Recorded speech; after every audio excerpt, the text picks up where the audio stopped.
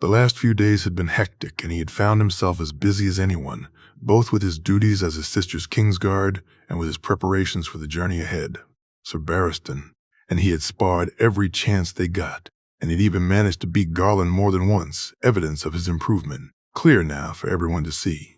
That his brother took it in good spirits also showed how much both of them had grown, as there had been a time when Garland would have sulked and Loras crowed. At first, he'd felt annoyed to be left here while Jay flew off with Walder and Arthur. The idea that he was once again going to both miss the battle to come and not be by his king's side, something that he had trouble coming to terms with. He had missed the battle at the God's Eye, though seeing the aftermath of it, he wondered how much use he would have been there anyway. Then when they'd left to come to High Garden and found the battle had begun, he'd felt a tremor of excitement, though he had to admit he was happy when Jay used Rhaenys to basically end it. The fight had been far too close to his home for his liking, and his worries for his family were too much to concentrate on the battle itself. Later, talking to Garland and finding out what had happened in his home, what had almost happened to his family, Loras felt somewhat different. Garland had confided that he had thought the end near, his brother telling him about the cavalry charge that Rhaenys' flames had stopped. Hearing the worry in his brother's voice and the idea that he'd accepted he was to die was hard for him. Loras had reached out to place his hand on Garland's shoulder only to find himself grabbed in a hug, something he had never done so emotionally with his older brother before. Even after hearing of the attack on his family, and even though he wanted nothing more than to protect them and see them safe. When Jay asked him to walk with him, Loras had felt upset about being left behind. He wished to see action, to stand by Jay's side and raise his sword to keep him safe, to see this war won as quickly as possible, and yes, to see Satin again. More than that. Though he was beginning to feel that compared to his brothers, his Kingsguard brothers, he was lesser in Jay's eyes. Something his good brother soon removed any doubts he had that he was. Arthur, Walder and I will be heading to deal with Dorne. I wish you and Sir Barristan to stay here, act as both Marjorie's Kingsguard, and to keep my heart in its chest where it belongs, Jay said as they walked in the gardens, the moon high in the sky casting its light down upon them. Your Grace, I could, he interrupted Loras. It has to be you, gods. If I could get him to stay, I'd leave Arthur here, but the similarity to my father would never allow him to agree. He'd not be able to, and I'd not force it upon him, though for me this is that important. I'm asking you to do it because there is no one I'd trust Marjorie's safety to more, no one who'd put my mind at ease better than you. You're my brother Loras by choice, and now by marriage. If I can't rely on you, who can I rely on? John, Jay, Loras, I know it's difficult after everything we've been through, but I find myself hating the name I was given by my uncle, to share it with that man, Jay said, shaking his head, his face scrunched up. My mother and father named me, and that's the name I'd wish to be called. Jay, Loras said, and saw him smile. I'll protect her with my life, my king. I know you will. Just, both of you. Sir Barristan will be staying also. Don't take any chances. Loras, remember. Ghost, Fang, if they show any worries or concerns, heed them. Marge knows this, and Sansa does also. So if they even growl at someone, then you keep them away from your family, away from my wife. I will, Jay. You can count on me. I know that, and I do, brother, Jay said, hugging him. After Jay had left, Sir Barristan had spoken to him about their duties and of what it meant to be a Kingsguard. Ever since he'd been handed his white cloak, the pride of it, and of knowing that while it was true that his king was his friend, his brother, and that he had earned it, that men like the Bold and the Sword of the Morning felt him worthy of it, Loras had felt pride in doing his duty, in serving his king and queen, and while he'd once heard people speak of the Kingsguard as glorified bodyguards, Sir Barristan had quickly set him right.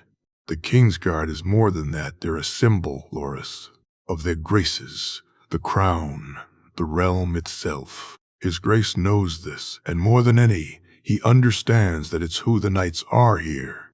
Barristan pointed to his heart. More than who they are here. He touched his sword. Or here, pointing to the rose on his armor.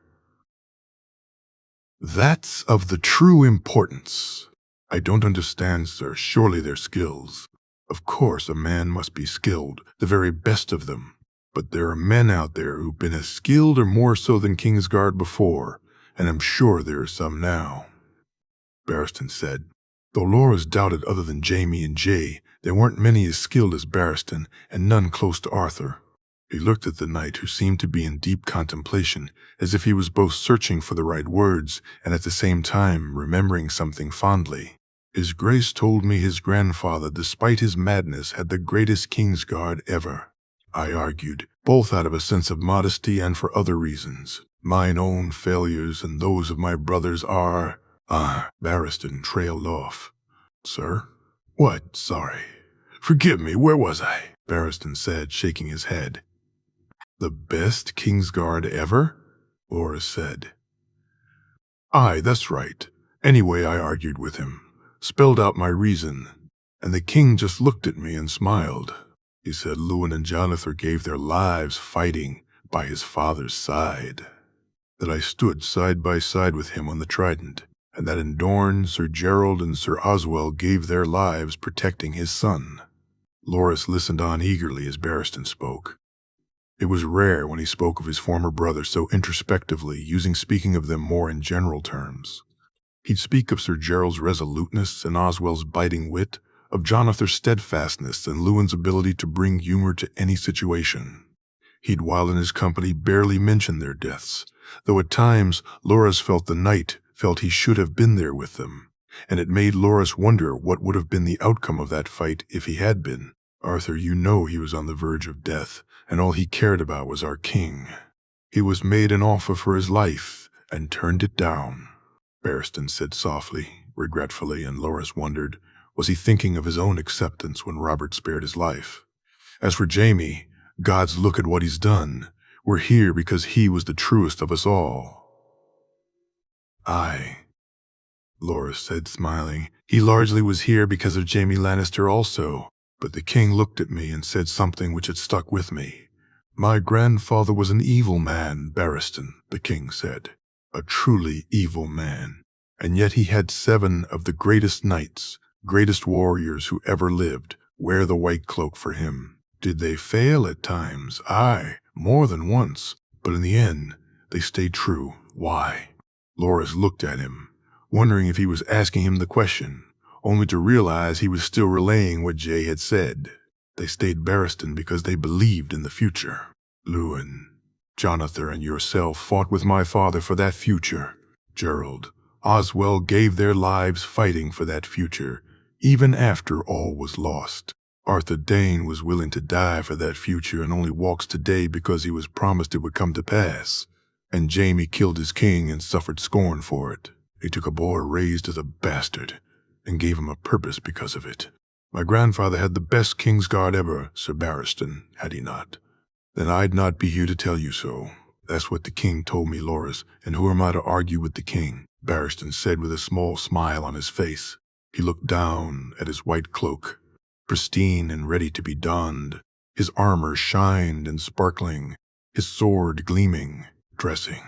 He readied for the day ahead and the journey to come. They were setting off today, and soon they'd be in King's Landing.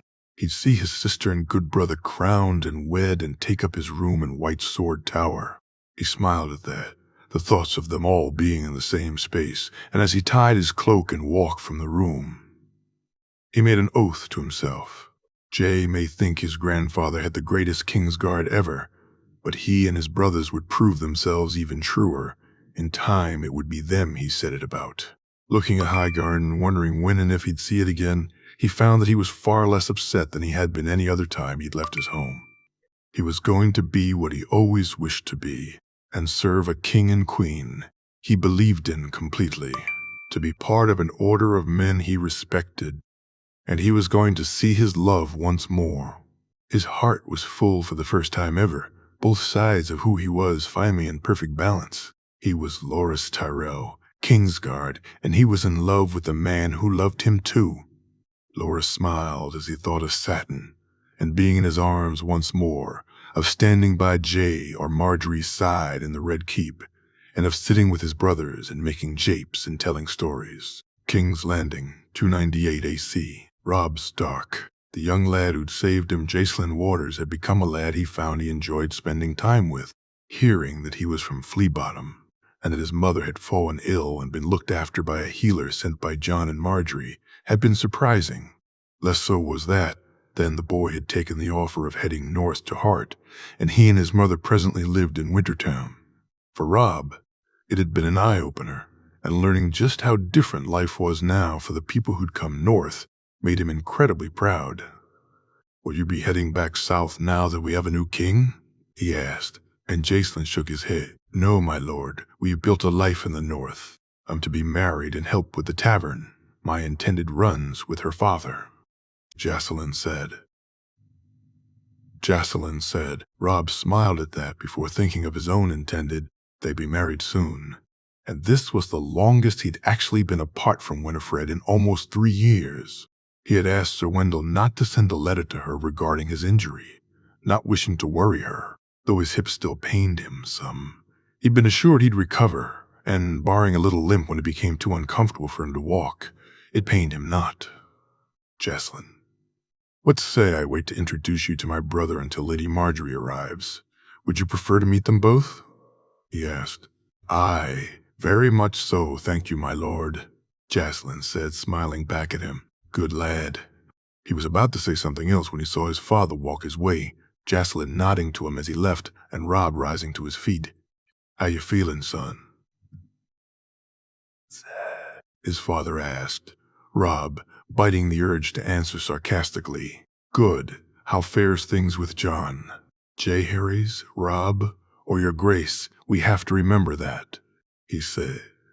And Robb nodded and sighed. It was hard thinking of Jon as anything but Jon, even when he'd not been as close to his brother as he was now. He still thought of him as Jon. "So how is our king?" he asked, glad it had come out how it did and not more snottily. "Busy. They're preparing for the coronation and sorting out the council. I'm just glad to be out of it," his father said, and Robb smiled. His father had no wish to take up a role even despite the Northmen desiring it.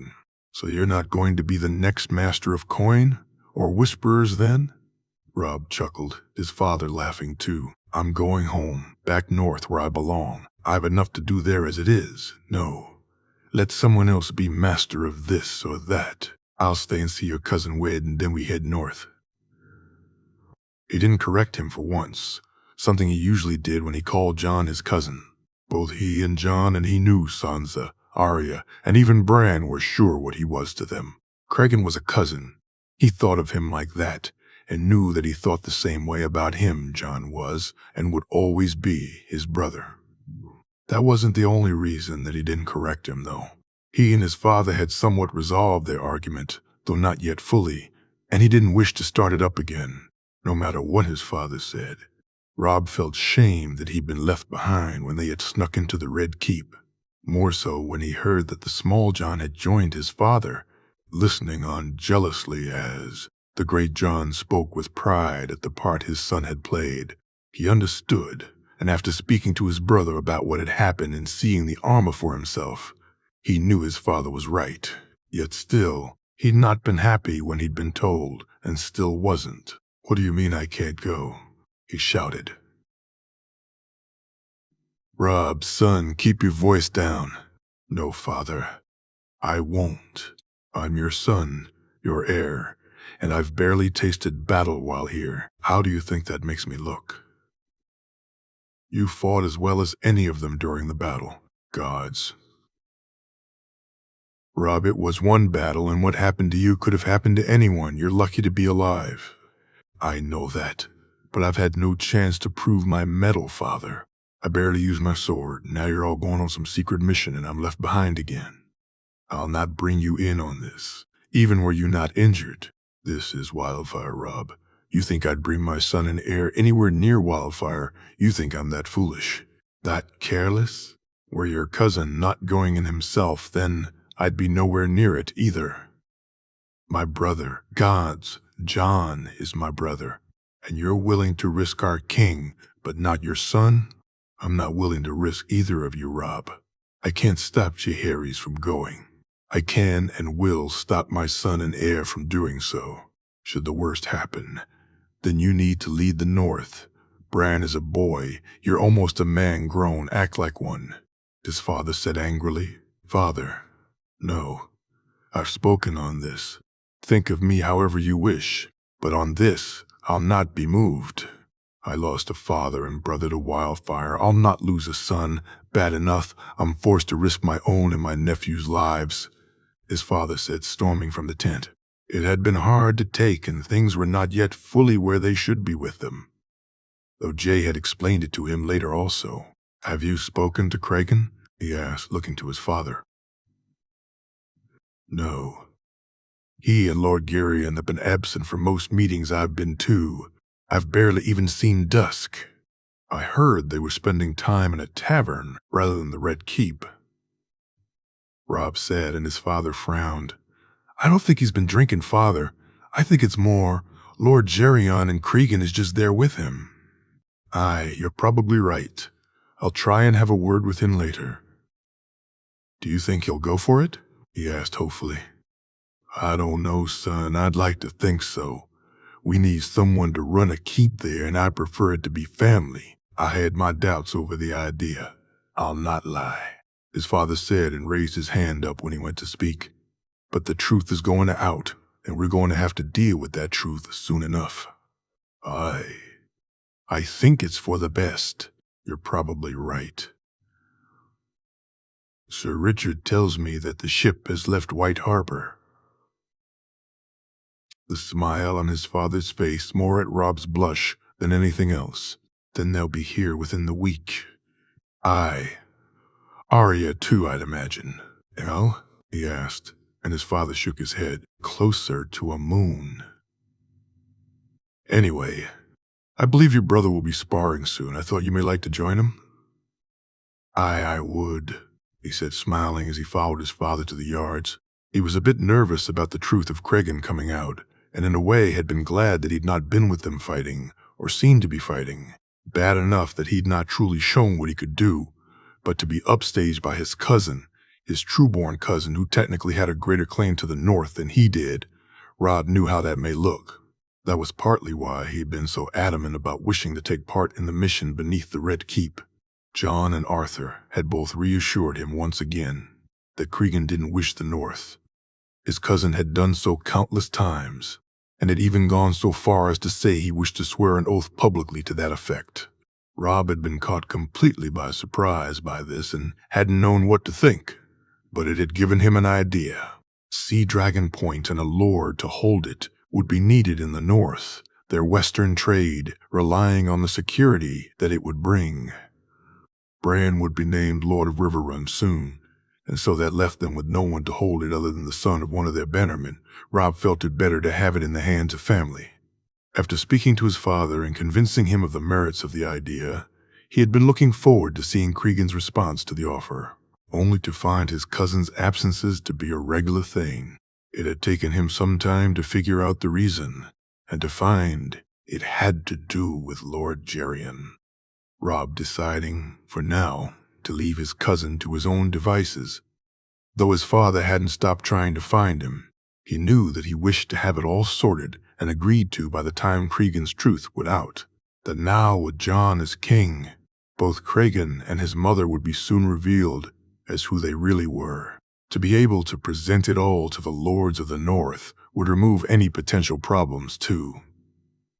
And while Robb hated to think politically, he found he had no choice. He was to be the Lord of the North one day, married, and with children of his own. It would be the least his good father would expect of him also.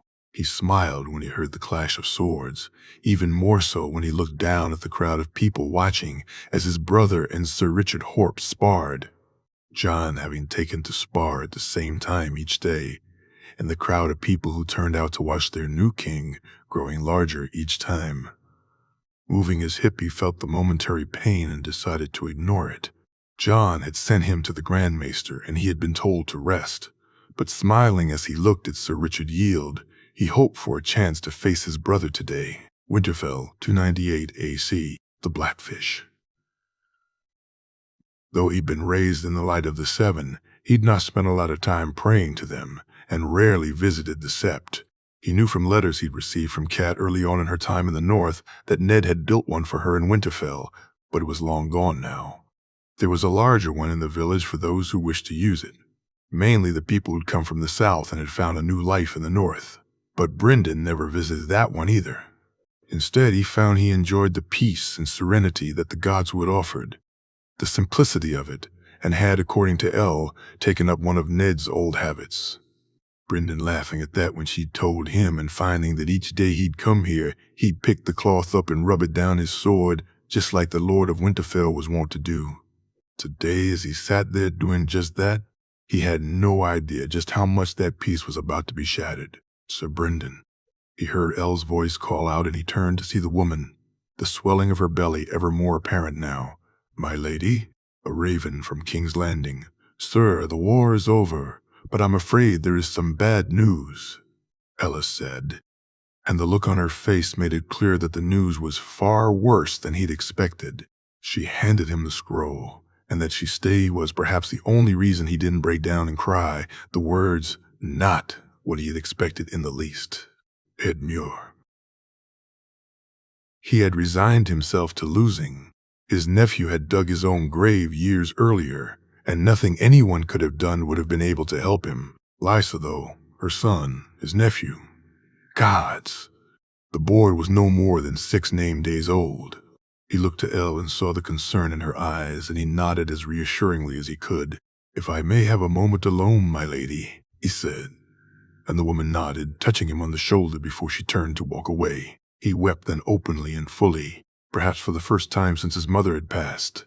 For the past and the future he wept, and for his lost kin, for Edmure and the boy he was, not the man he had become, the boy who'd wished to be just like him when he was older, and who, were it not for Hoster's stubbornness, he may have been able to mold.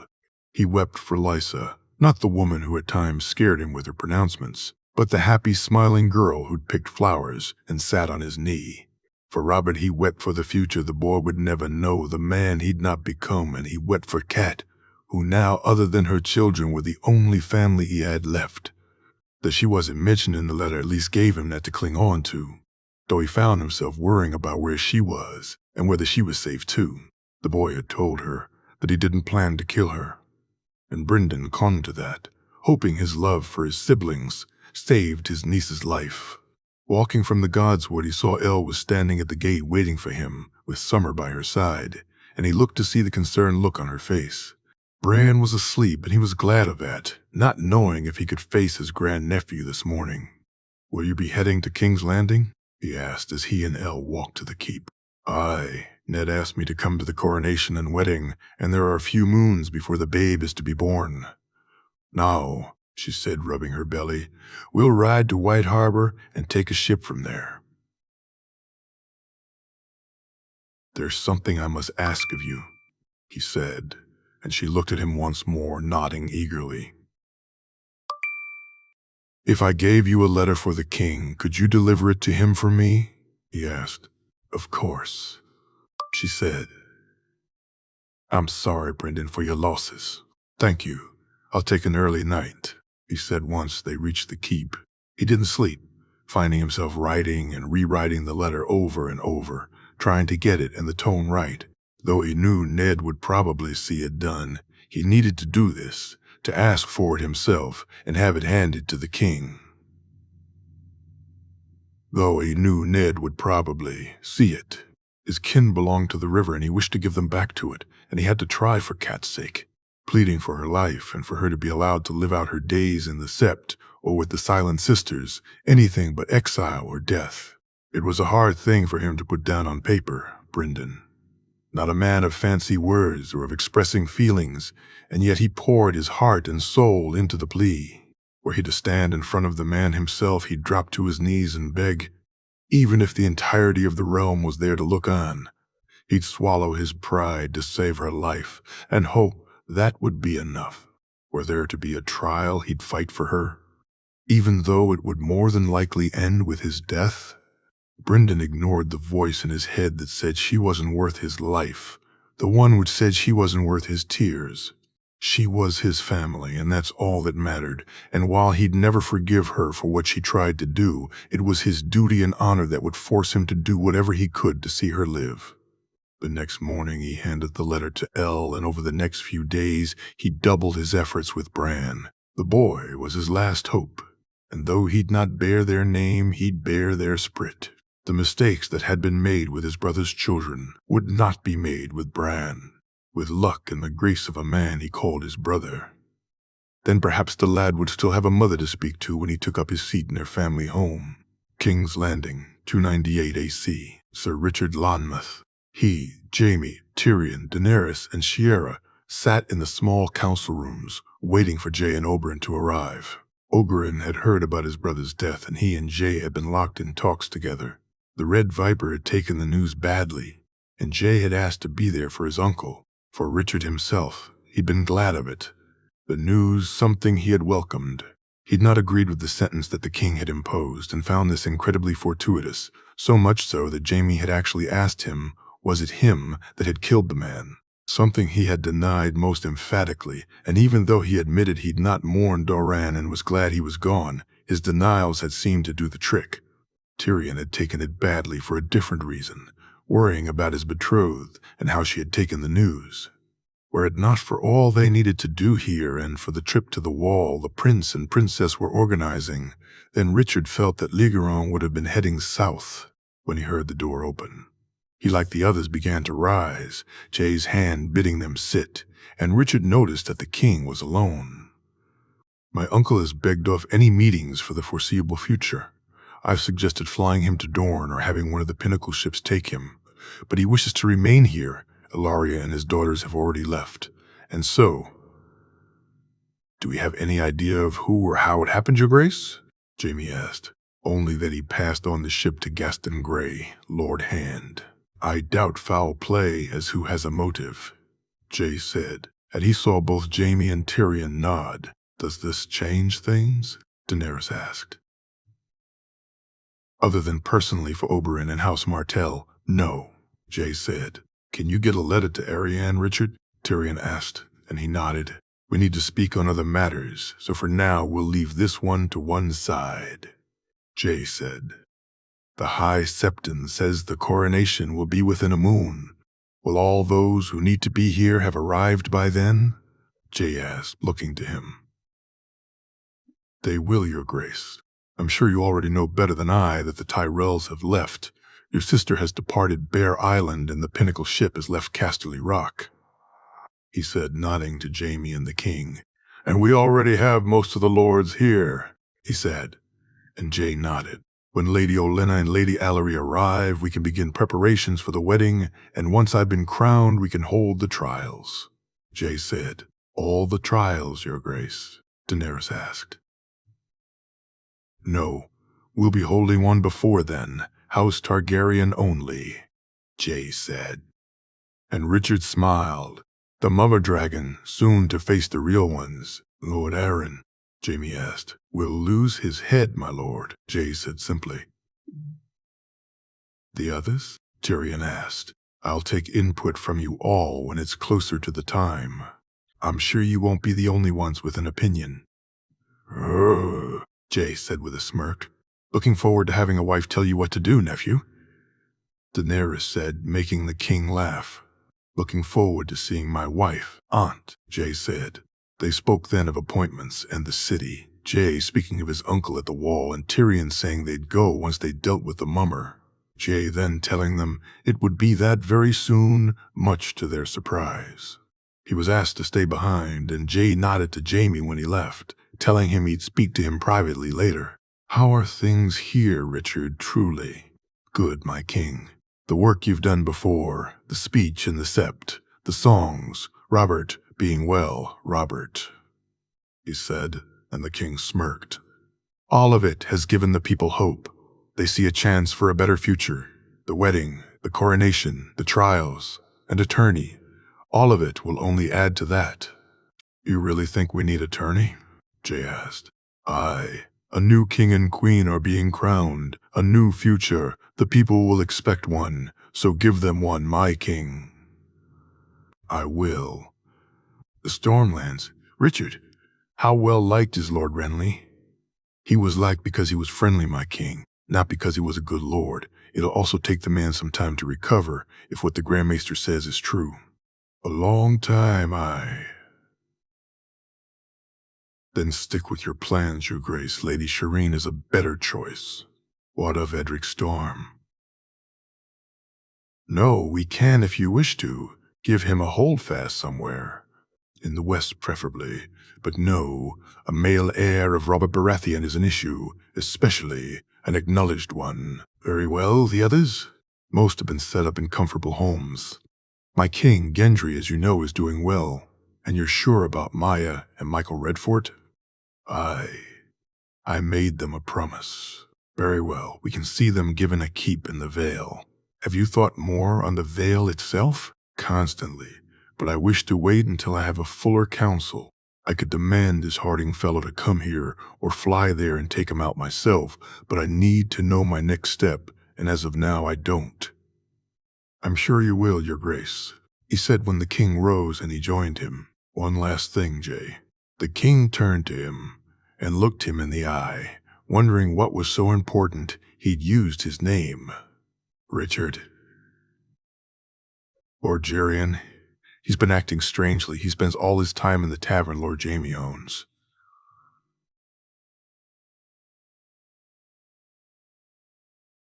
He's drunk? The king asked, shocked. No. He drinks, but not excessively. He just sits there, Jay. He and your cousin. Kragan is with him? Aye.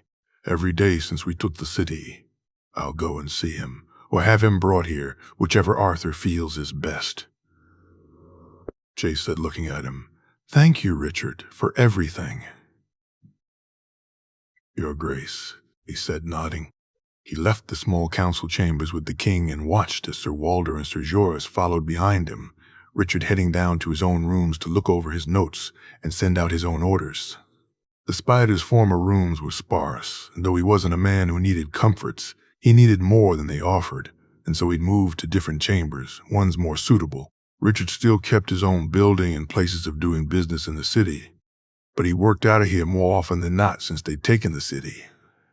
His own guards were men he could trust, and who he knew were loyal. Bards who'd been happy to give up a life on the road and settle down. Though they looked like simple guards, he'd backed them against most in the realm. Jared was waiting for him when he entered, his steward to all intents and purposes, though the man's role was far more important than that. And Richard smiled when he handed him the notes. As he took a seat, he began to read over the kisses from his lips, eager to find out anything that could be a danger or a threat to the king and nip it in the bud if need be. Darn. Snakes shed tears, not skin, as they mourn a father's passing. Sadness, relief, and a lack of suspicion rather than anger or vengeance, their heart's desire.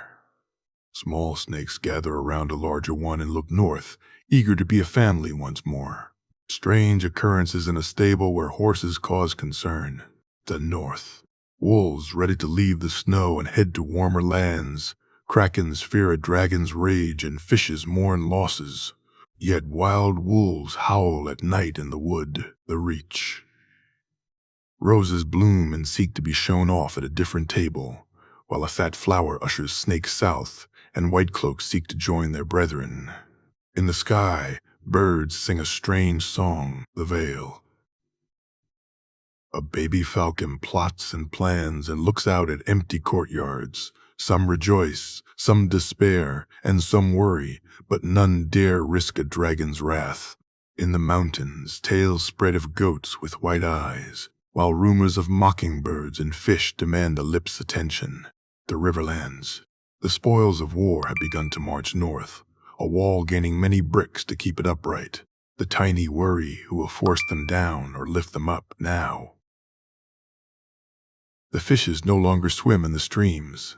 Birds gather and fly off in odd directions, acting more like hawks than sparrows. The Iron Islands. A kraken falls, and soon one will rise again, though their tentacles are far less than they had once been. Yet mice scurry far braver than before, more of them in more places than most have ever seen. The Stormlands. Stags are mourned and yet not, as questions are asked whether it's to be a doe or a buck to lead their pack. In the woods, a large elk is spoken of, one not seen in many years. Dragonstone, Dragonstone. Seeds rejoice, the dragons return, and their joy is only increased by news.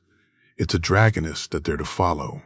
Gulls congregate and croon and are looked upon warily. After finishing the notes, he looked at them again. Had he not been there when the king had done what he had done, then these references to animals would mean nothing to him. But he had been, and it made sense, or at least what it was referring to made sense, that anyone could do what it said certainly did not. Unlike others who at times grew concerned with what the king could do, though, Richard welcomed it, appreciated it, and was damn glad for it. He knew the others worried about what it may do to the king, what having this power may cost him. As for Richard, he looked simply at the benefit. Rhaegar had lost, and the realm had suffered because of it. Had he been able to do anything like his son could, then he surely would not. One day he wouldn't be here, Arthur, Jaime, Barristan, Olenna, and others the king relied on would all be gone, and who then would keep those who wished to test a dragon at bay? His king was kind and gentle, yet firm and ruthless when he needed to be, and the day he didn't need him would be the day that Richard could finally relax. Beyond the wall, 298 AC. Leaf. Not only had it worked, but being in his presence had allowed her to see some of what he saw, the gods giving her an image of the prince as she stood beside the three-eyed raven. The large city was his now, as was Westeros itself, Leaf seeing the way the realm had come together to name him their king. It pleased her greatly, almost as much as the knowledge that her gods had not forsaken her had. As for the man in the tree, a part of her wished to kill him, to end him now, lest he hurt more people, or do as he had always done, use her people to do so. She had never questioned, never doubted. Everything she had been asked to do, she had done. Now, though the realization that she may not have always been doing her God's bidding weighed heavily on her heart, the lives she and her brethren had taken over the years since he'd come to her, now lives she wasn't sure deserved or needed to be taken. Killing men had never caused her concern. It was men who'd forced them to retreat so far, men who'd almost ended her people. So she had, while not taking pleasure in it, felt it necessary, needed, and knew her people felt the same. Yet now she questioned it, realizing for the first time that she'd killed more men in the last 40 years than she had since the war with the First Men so many years previously. Acorn, Nut, Dapple, Twig, all had killed their share, but Leaf had usually been the one to take it upon herself to do the deed. Crows, free folk, travelers, she'd killed them all when the three-eyed raven had bit her. Now the question of why he wished them dead preyed on her mind. The raven says the prince is near, she heard Acorn say happily, that he will come soon.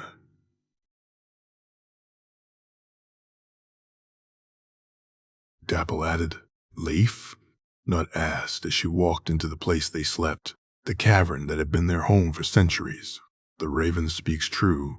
The prince is near. His time is almost here, she said to excited chatter from those in the cavern. Taking her seat, she began to plan out what to do from here. She needed them all free of his influence, all out of his sight, and it would take time. Laying down, she felt herself near to sleep. Her tiredness new to her, and she wondered if it was an effect of the sap of being free. Did his control extend that far, she wondered, as though the children slept? It was never sudden tiredness that caused it, more something they did at the end of the day. The grass was greener than she had ever seen, the trees whiter and more plentiful. She felt the power of this place, the magic, and she felt it surround and seep into her very core. Feeling more alive and attuned to the world around her than she had since before, men came and drove them away. When she was a mere seedling and her people were many, she remembered feeling this way, but that was almost before time, before a wall, and before men. She skipped across the grass happily, and then she saw him, his dark green skin, his horns, and she immediately dropped to her knees and turned her eyes to the ground. She was unworthy to look upon a god, and so she'd not. "You've done well, my child, but your work is far from done." The god spoke, and Leaf raised her head, looking into its dark eyes. "I did as you bid, my god," she asked, rather than stated, "that you did, child.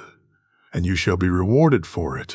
Free your brethren, but carefully, slowly, the ones you trust first, and then the others. Over time, all will be free." "The raven?" she asked worriedly. "Will pay for his lack of faith, for his blasphemy. But you, my child, you and yours will be welcomed into my arms. The prince will come, and when he does, and the raven is no more, here you must bring him to this sacred place." "I cannot. I am not worthy of such a task," Leaf said, shaking her head. "And who deems your worth, child? Who calls you one of his very own, if not I? Just like the prince you were chosen, your people were my first and are held close to my heart. Free your people, child. Then with the prince come here and be at peace." She woke up the next morning and felt a renewed sense of purpose. Her god had given her the gift to blind the raven to her actions, to see what it was he wished to see, and for those touched by her god's grace to walk free from his sight or influence. Leaf had seen the visions of what the raven would see, the deaths that had not happened, her actions that were not real. He'd seen the Red Priestess and her men fall, and they too were now lost to him, their actions and presence hidden from him. It was time to do the same with her brethren, for soon the prince would come. "Acorn, can you help me gather more paste?" she asked. And Acorn nodded enthusiastically. The Rose Road 298 AC. Olenna. She had considered going to Old Town and setting sail, and in the end discarded the idea. It would be far better to be seen travel by road, Olenna felt. The procession and party she was bringing to the capital was far larger than at any time she could remember. Even traveling to the tourney she'd attended there had seen them bring fewer people. Less of her family too, as all three of her grandsons and her granddaughter were with her. Her daughter Jenna, too, had joined her as they passed Cider Hall, while Mina, along with her other two grandsons and her other granddaughter, had more than likely set sail already from the arbor. Laura's had japed that with the amount of Tyrells on the road, it truly was a Rose Road now. And though she had glared at her grandson, she had chuckled inside. The only member of her family who was missing was Mace, and for once it was not out of his usual uselessness, as he had actually done what he'd set out to do according to her spies. Her son would join them, according to the letter he had sent with riders, in Bitterbridge, something Garland doubted, and she knew to be false. If Mace was only half over-promising, something she doubted, then he'd meet them in the grassy vale. Knowing her son, though, she expected that they'd arrive in King's Landing before him. She felt excited, happy, and was enjoying her travel for perhaps the first time ever, even going so far as to indulge her good daughter's wishes along the way and allowing them to rest far more than she would normally. Allery was right, though. As much as they needed to be in King's Landing as quickly as possible, it wouldn't do to arrive worn out.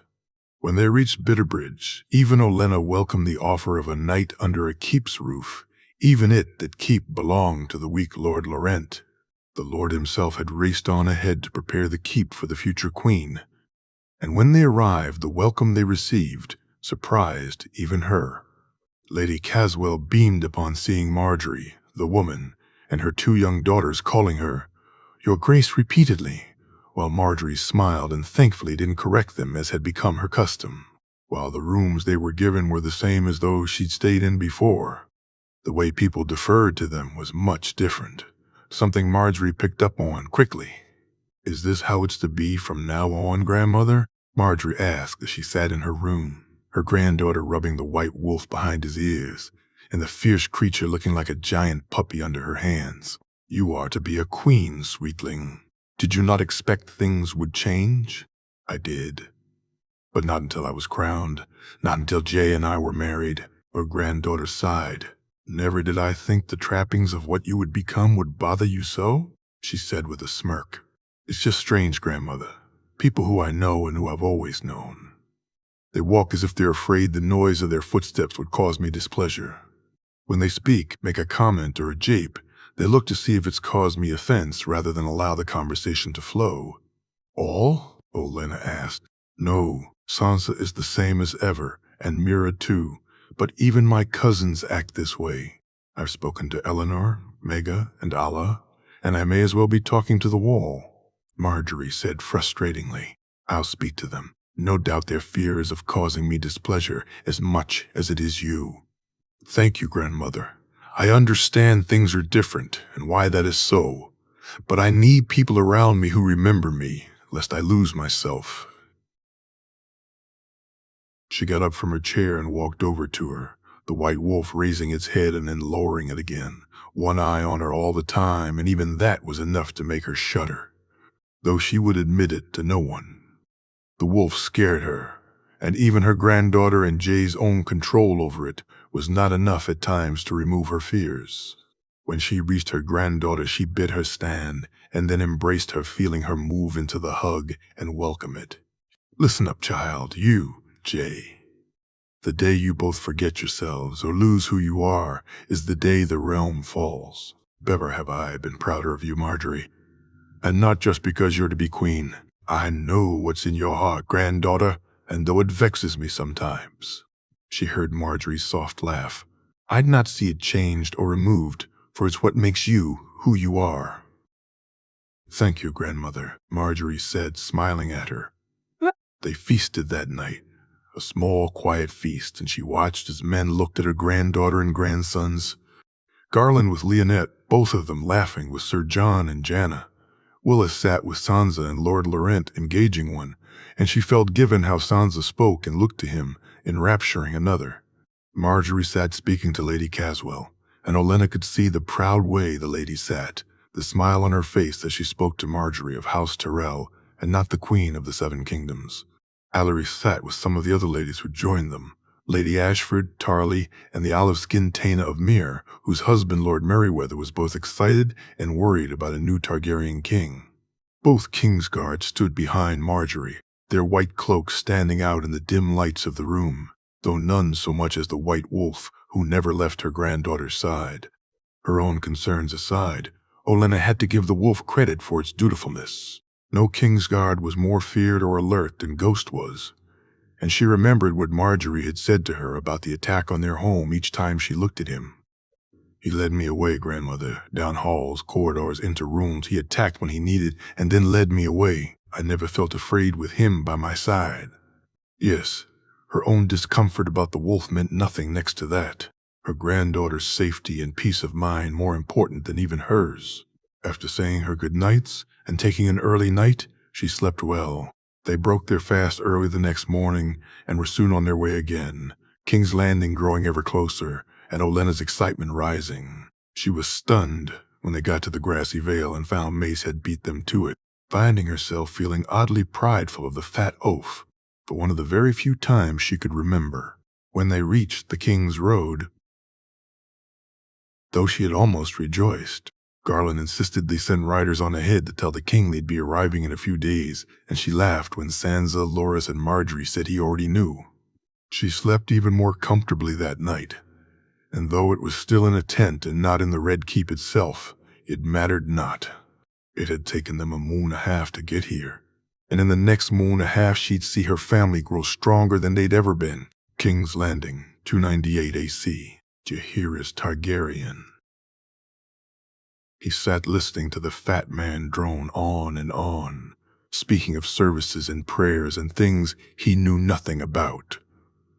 Were it not for Sir Boniface sitting beside him, then he'd have been lost even more so than he already was.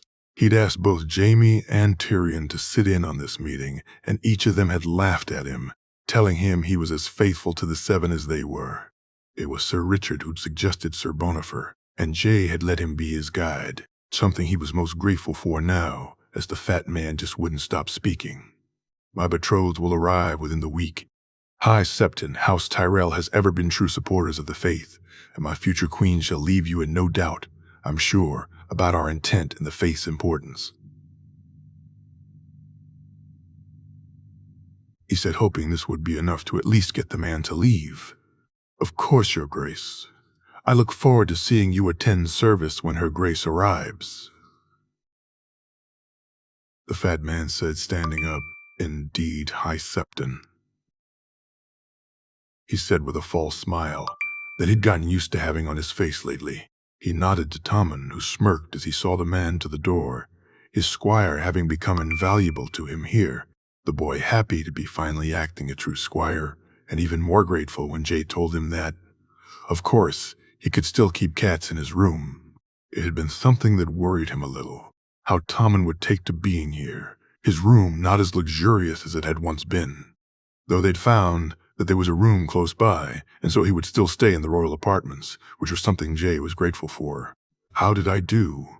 he asked Sir Bonifer when the man had left. "You kept calm, Your Grace. For that you should be applauded.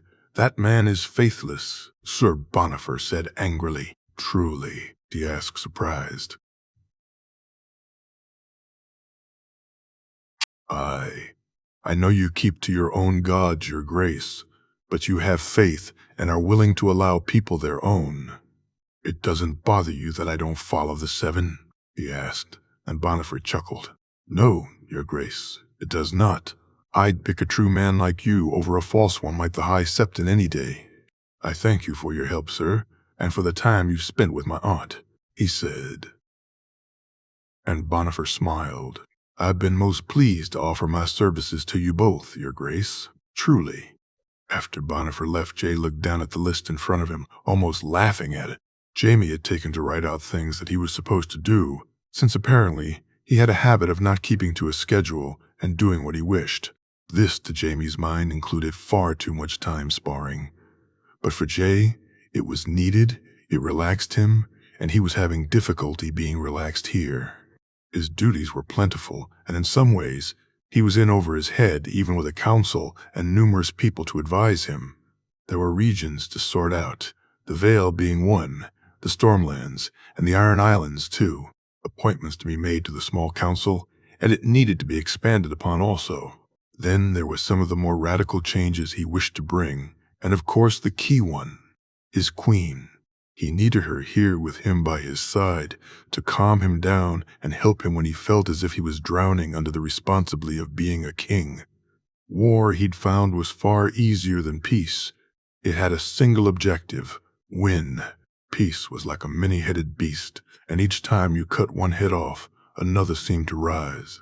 He closed his eyes and reached out, and was again almost overwhelmed by what he saw. If he, for the briefest moment, didn't concentrate, then he'd find himself walking in and out of doors and having no idea where they led to. But if he did, then he was walking down corridors he knew well, the vaults in Casterly Rock, where he knew all the rooms and who each belonged to, or the family wing where Jamie's room or Joy's were as familiar to him as his own. It'd be like Winterfell, and there would be the Great Hall or the Maester's rooms at the end of the corridor, though now he'd see the differences in the doors themselves.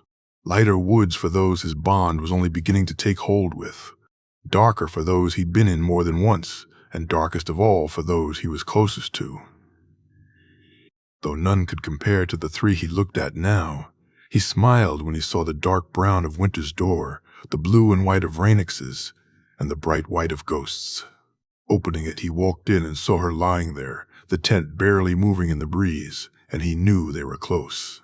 "Jay, he heard his aunt's voice and looked up. "What?" he said, embarrassed, as he had fallen asleep just as Ghost had. "Were you actually asleep?" Daddy said, smirking. "I was tired," he said defensively, and she chuckled. "The Grand Maester wanted to give you these. I took them from him," she said, handing him the Raven scrolls.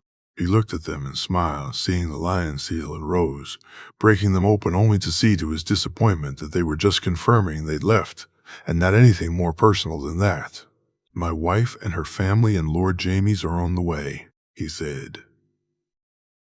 And Danny smiled, his aunt having teased him mercilessly about Marjorie once he told her of their marriage. "Good. I look forward to meeting my good niece." "Jay," she said, and both of them laughed. his aunt quickly having figured out how to both irritate and amuse him at the same time, something he was most grateful for. "Did you come for any particular reason, Danny? Or was it just to amuse yourself at my expense?"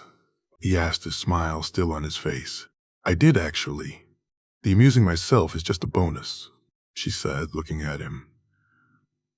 "Tonight, Jay, are you sure about this?" "I am. We have to do this, all of us, House Targaryen, not the realm or the crown," he said. And she nodded. "Dragonstone?" she asked, and he nodded. "I know it's not what you'd prefer to happen on your island, but it has to be there, Danny," he said. And she nodded. "I'll see you then," she said as she got up and moved to the door. With that, she was gone, and Jay again found himself laughing. Both his aunts were as different as they were alike. If you saw them both dressed and standing together, you'd think Shiera was Danny's mother until you looked at their eyes. Yet if you saw them both dressed how they preferred, saw how both acted, you'd think they had never spent any time together whatsoever.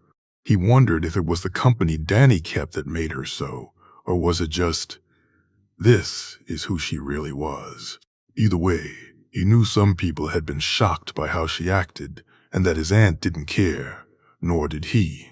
Though he looked forward to Sansa and Arya seeing her, he was somewhat lost in these thoughts when the door opened. "Your Grace, Lord Jaime," Tommen said, and Jay nodded, watching as his hand walked in and took a seat. "I'd hoped to hide away in here all day," he said with a smirk. "You and me both, though I was found in my solar." "Did you really think you'd not be found in your own?" Jaime said, looking at him. "You're right. We need new hiding places. Put that on your list for the morrow," he said to a snort, Jaime reaching over to pick up said list and look it over. "Did you actually do these or just cross them off like last time? You wound me so," he said, shaking his head and laughing. "The fat man? Thinks I'm a northern heathen, though, according to Sir Bonifer. That's not a bad thing. The wedding will fix that." "I've actually come about something else, your Uncle Jay. He's spending a lot of time with Jon Arryn. I had heard. I thought it was just reminiscing and condolences over Robert. As had I, but I fear he may try and speak for him," Jaime said, and he looked at him in shock. "He wouldn't. He can't," Jaime said. I know.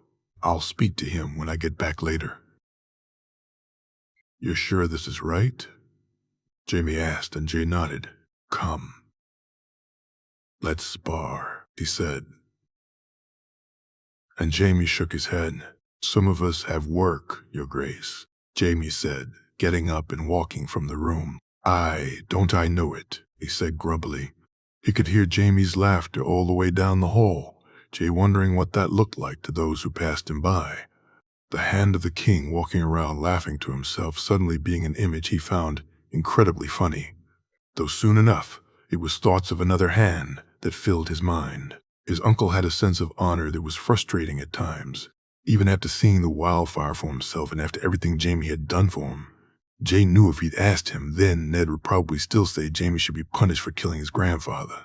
Yet after everything Jon Arryn did, everything he'd caused, and even what he'd done to his own wife and her son, his uncle may be considering speaking up for the man. He couldn't. Jaime was right on that. Politically, that'd be a disaster. And worse, personally, for their own relationship, it would be even more so. He'd need to speak to him. But he had time to do so. For now, he closed his eyes again and reached out his sister waiting for him once he got there. He got up from his seat and walked to the door. Arthur and Walder the Kingsguard on duty today, nodding to them both. And to Tommen, he began to walk the halls. Thoughts of uncles preying on his mind. Oberyn was still coming to terms with Doran's death. Jay having sent a message to Arianne about using the ice to preserve the body so that he could see him buried. Tyrion was. Though he didn't show it, still trying to be a Targaryen prince and trying to understand what that meant. His aunts were both helpful in that regard, and he had no doubt that Aemon would be too when they brought him here. Tonight being the only thing keeping them from flying to the wall and bringing him home. Now he also had to worry about Ned's state of mind, it seemed. "I really need to spar," he said, to a bright smile from Tommen and to laughs from the men behind him. Later that night, the carriage carried them all. Dany, Shiera, Tyrion, and himself sitting inside, none of them speaking, as it made its way to the dragon pit. He had thought of doing this here, but he knew he couldn't. Too many people would see, and this was not for their eyes. Once they reached it, he was glad to see the 5 dragons there waiting for them, and he nodded to Arthur to drag the mummer over to Rhaenix's back.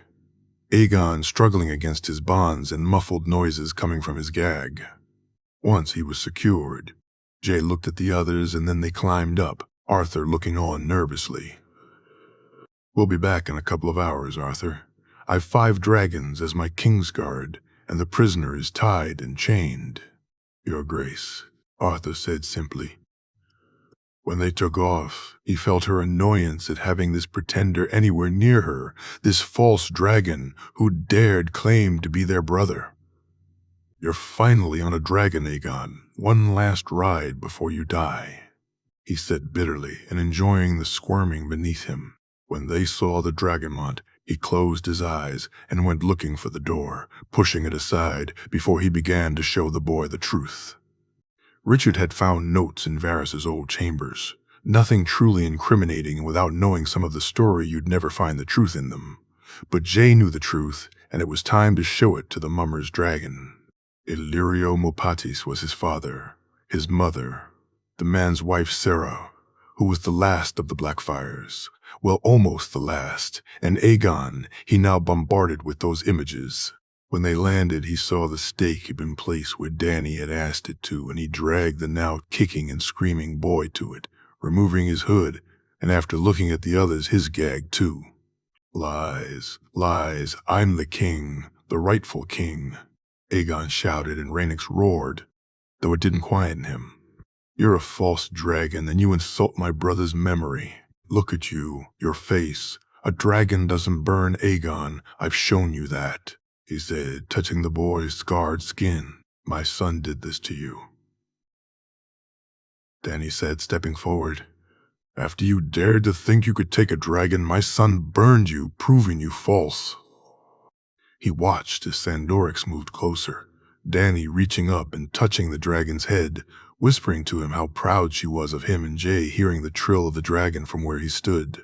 "5 dragons stand before you, 4 have riders, 1 doesn't. Do you think you can claim one? I am a dragon, a true dragon, and neither a bastard like you or a whore like her can tell me different." Sandorix, Rhaegal, and Elegon roared as Dany smirked, his aunt walking over to look Aegon in the eye. "Get away from me, whore." "Whoa." Aegon spat.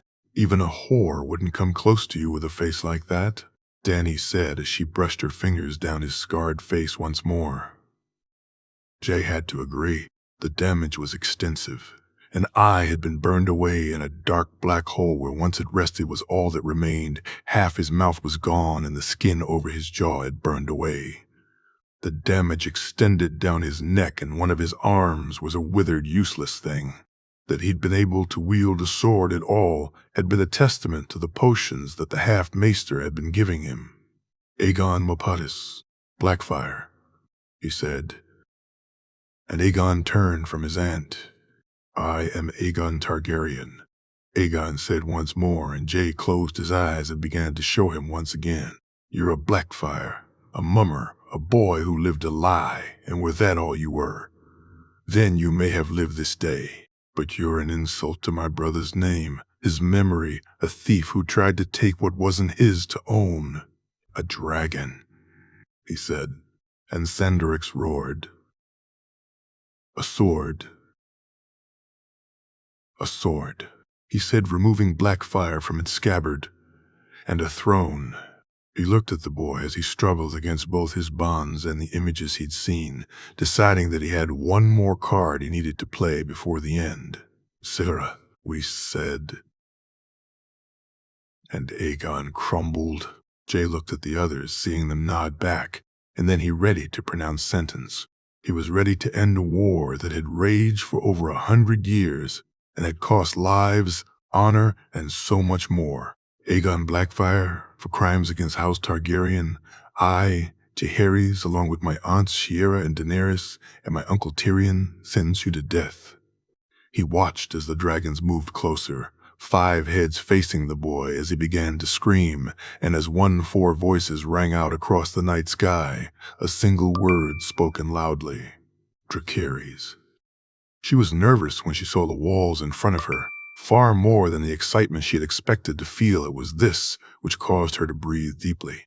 It had been her idea to ride rather than sit in a wheelhouse, and she was beginning to regret that choice the closer they got to the gates. Loras and Barristan were at either side, their white cloaks fluttering in the wind, and closest of all to her walked Ghost. Just seeing him as he looked up into her eyes calmed her down, almost emboldening her, and she sat straighter and held her head a little higher as they entered the gates themselves.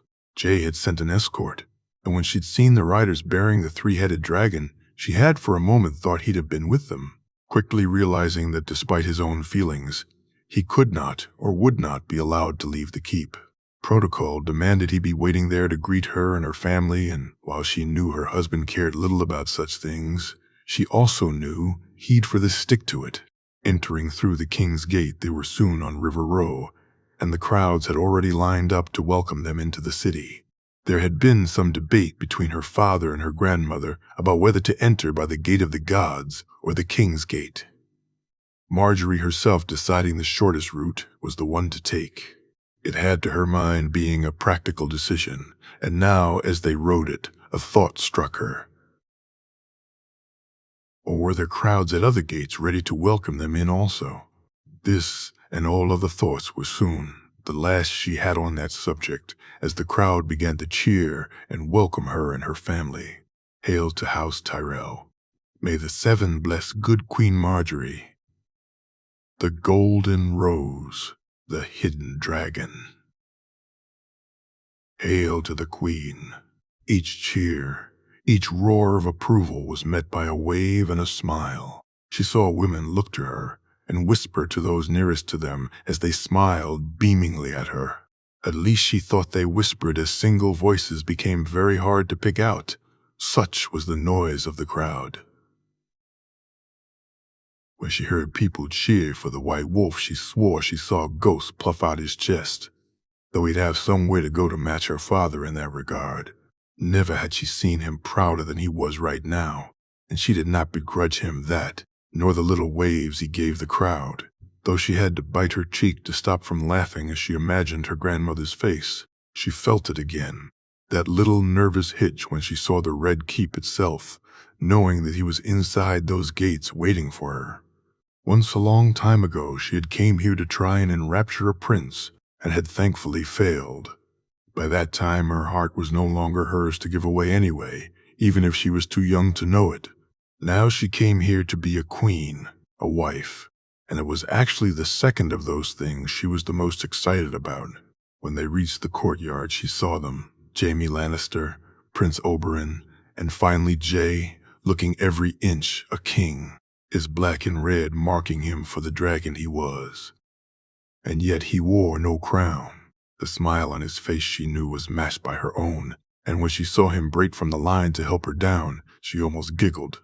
There was only so much protocol they'd get him to follow after all. "My queen," he said as he reached up to help her down, Marjorie feeling that hitch once more.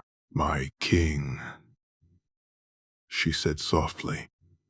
She heard a cough and smirked when she saw it had come from Jaime Lannister. The hand of the king, reminding Jay of some words he'd forgotten to say, and she did finally giggle when she saw the look her husband gave him back.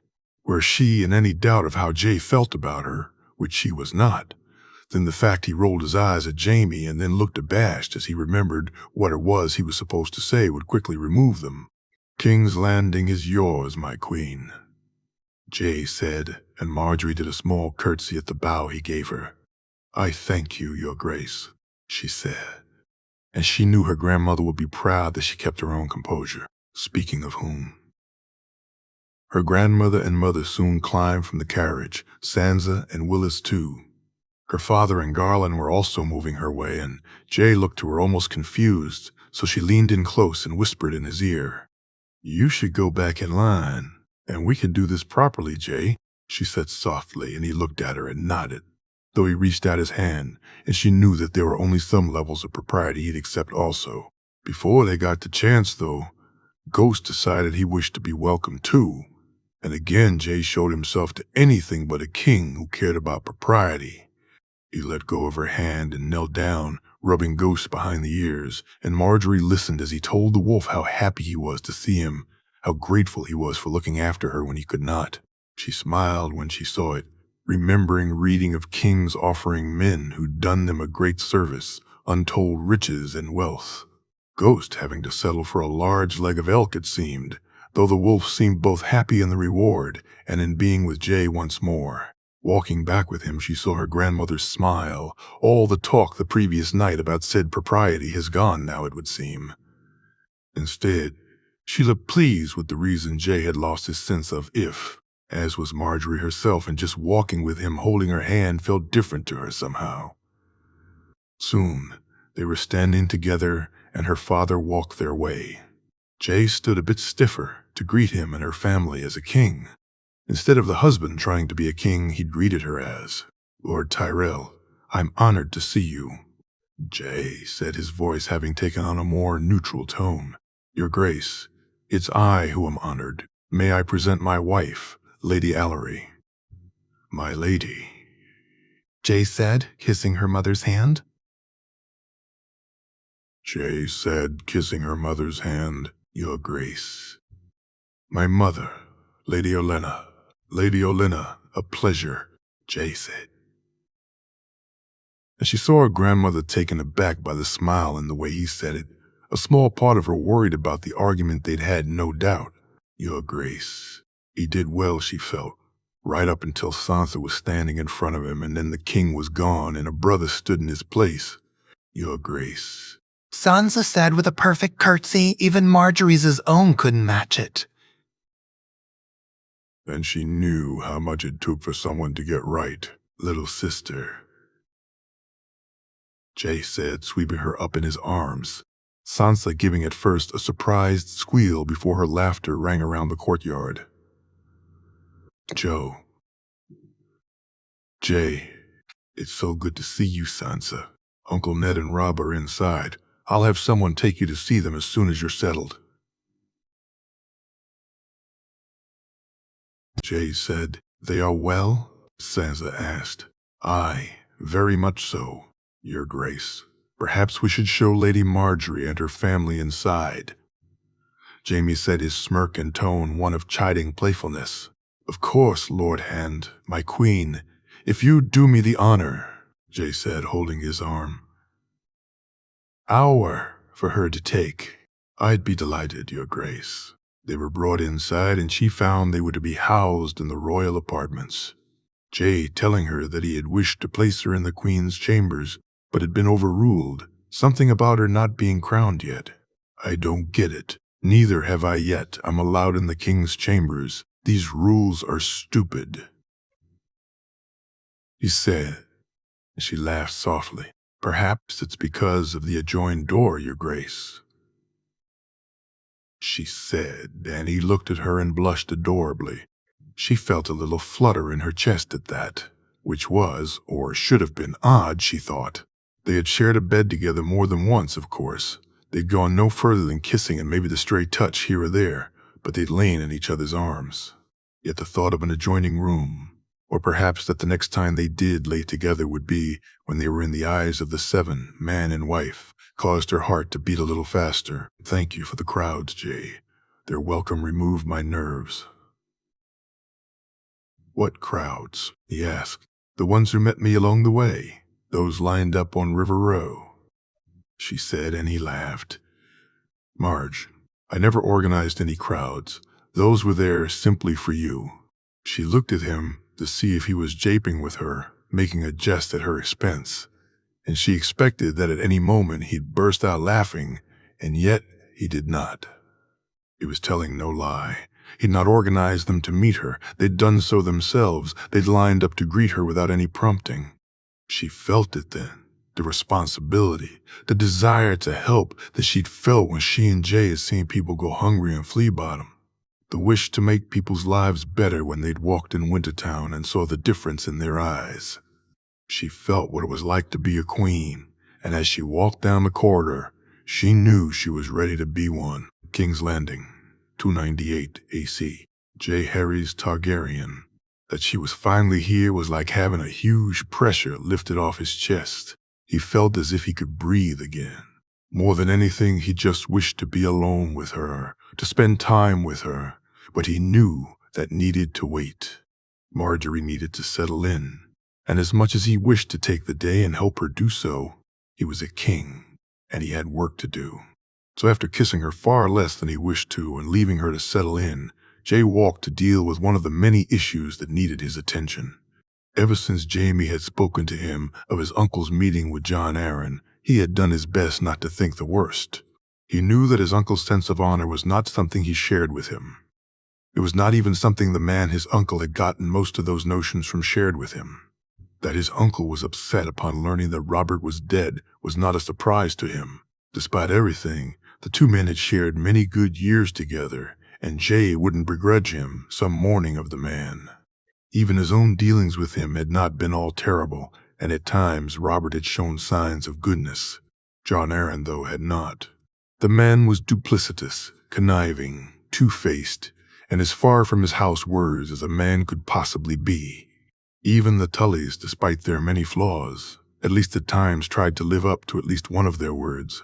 That they failed constantly was another matter, but as high as honor, that really was a jape when it came to Jon Arryn. That man knew nothing about honor. Jay met with Arthur and Jorah, and they walked down to the dungeons. Despite everything he had done, Jon Arryn was being kept in comfortable surroundings. Jay wanted the man healthy and alive to face justice, and not dead in a cell. At present, though he'd been moved to a different cell for this meeting, one with chains to bind him to the wall. At present, after hearing what he had tried to do to his uncle after surrendering, Arthur and Jaime would take no chances, and even though Jay had no fear of a one-armed man, he'd not either. As he entered the cell, he saw the angry glare Jon Arryn shot him and found it made him smirk, something which displeased the Falcon Lord greatly. "Leave us," he said, and Arthur moved to the door, out but not completely. And knowing how fast Arthur truly was, Jay wouldn't be surprised if even from this distance he'd beat him to Jon Arryn. He looked at the man, glad to see him healthy and well. Even his stump looked as if it had been treated with great care and diligence. He'd need to thank Grand Maester Gorman later for that. "What do you want, boy?" Jon Arryn said. And Jay chuckled. "I came to see a falcon with one wing," Jay said, motioning to the stump that was chained to the wall. "Came to gloat more like." "Aye, that too. Your trial is coming up soon. I came to wish you well," he said. And Jon Arryn glared at him. "Going to try me like your mad grandfather, boy? What's it to be wildfire? Or will you strangle me like your uncle was strangled? You give me too much credit, Falcon. Our way is the old way,"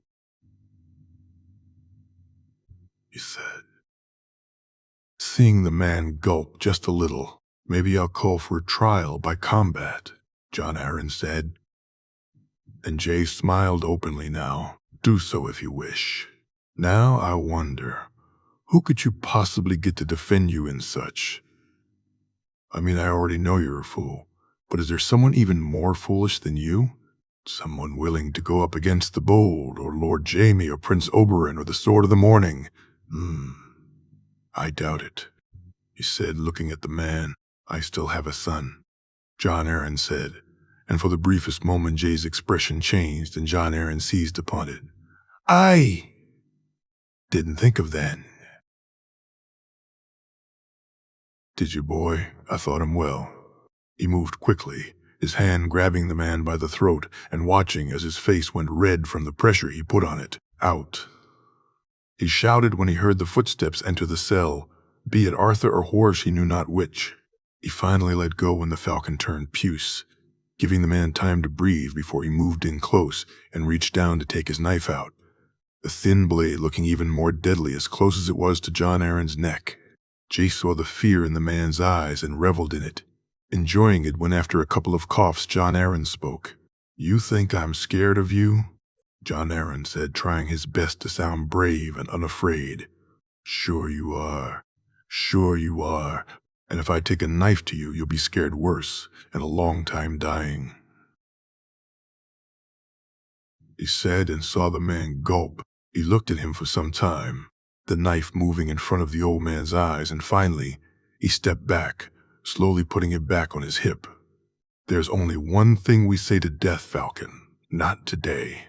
Remember that when you're laying in your bed this night and the next, your death is not today only because I deem it so. Your life is mine, and I'll take it when I wish." He turned and walked out and nodded to Arthur, glad to see the knight wasn't looking at him as if he was a monster or had done something dishonorable. Jay wanted Jon Arryn scared. He deserved it for everything he had done, and the man was feeling far too cocky altogether. As they walked, though Jay himself began to feel some doubt. Surely his uncle wouldn't think to do such a foolish thing. To stand for Jon Arryn, even as a character witness, would be damning politically.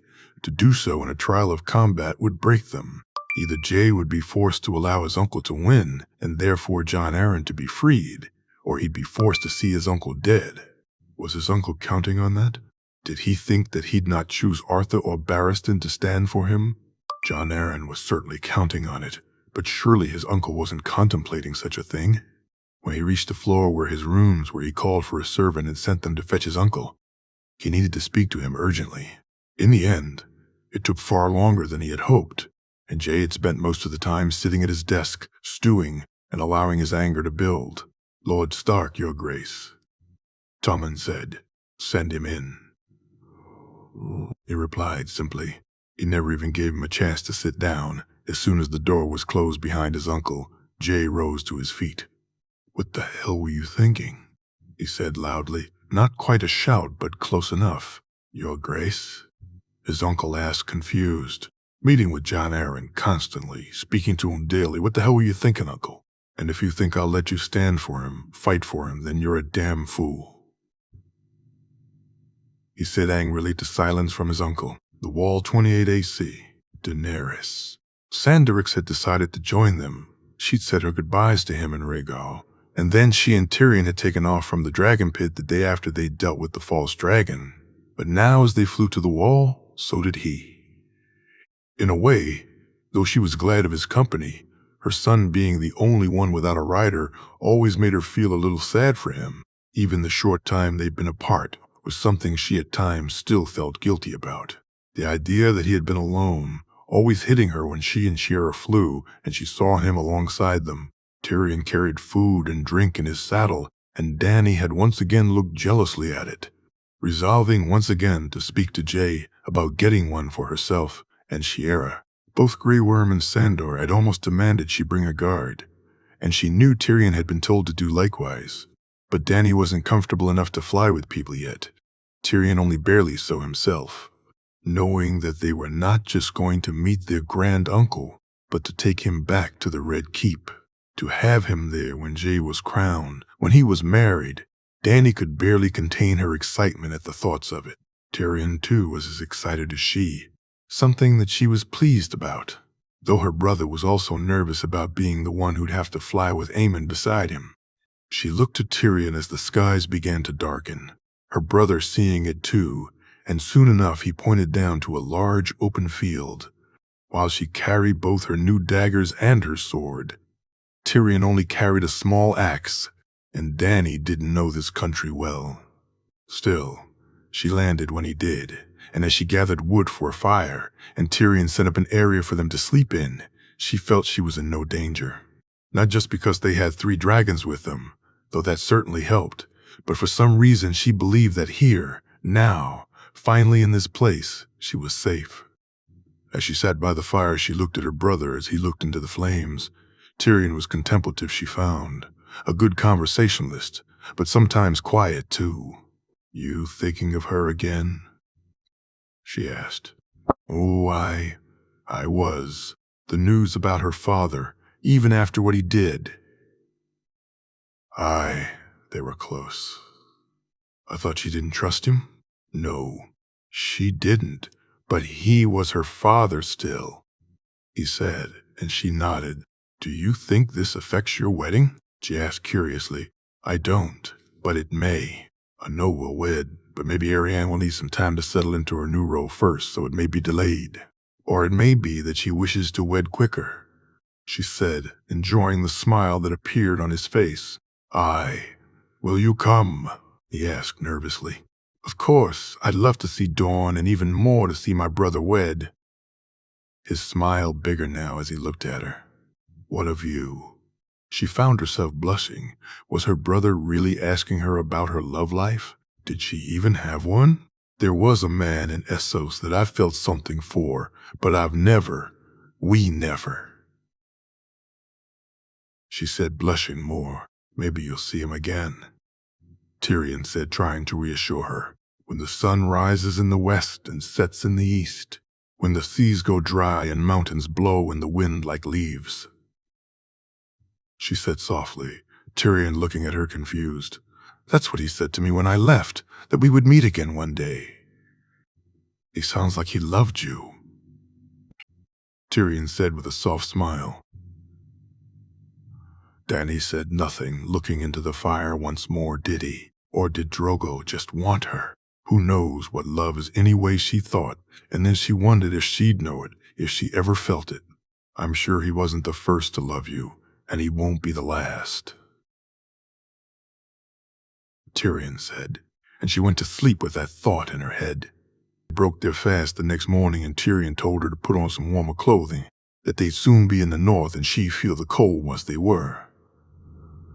She found, however, that she did not, and also that when they flew, Sandorix flew ahead of them, her sons seeming even more eager than they were to reach the wall. It was later that afternoon when they flew over a large keep, its gray walls huge and imposing, and she wondered if this was Winterfell and the home of the Starks. Whether it was or was not, she'd not find out for some time as they flew on, even when night began to fall. She was about to tell Tyrion she wished to land when she saw it in the distance, the wall, something she had only ever read about. If she had thought the gray walls were imposing, then compared to this, they were anything but. It was huge, and looked even bigger the closer they got to it. When she looked at Tyrion, he seemed to be just as impressed as she was, before finally he pointed down, and she saw the buildings at the base. She felt her heart race as they landed, and once she dismounted, she had to walk to Sandorix, who seemed agitated and excited about something. Dany whispered to her son that he needed to eat and rest, and almost felt like he was telling her no. It took some time for him to join his sister and Lygeron in the air, and once he did, Dany could still see him look back longingly at the wall. She looked at Tyrion, who nodded, and they walked to the gate.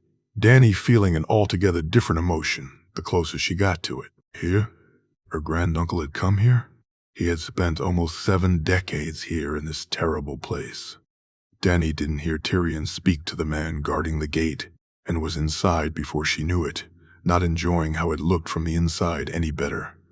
Shaking her head, she saw a man with dark hair and a long face, and some others walk their way, and she looked at Tyrion and placed her hand on her sword. Jay's uncle, Benjen Stark, Tyrion whispered, making Dany relax. Tyrion Lannister? Benjen said, only for Tyrion to correct him. Tyrion Targaryen, newly legitimized by our king. May I present the Princess Daenerys of House Targaryen?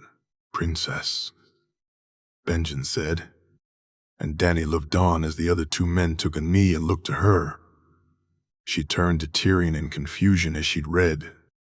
The Night's Watch took no sides or followed no king. Your Grace, Sir Jeremy and I are at your service. We'll shield your back, just as we did his Grace's when he visited. The gray-haired man said, Sir? She asked. Sir Alliser Thorne, your Grace, I served your brother in the rebellion, as did Sir Jeremy.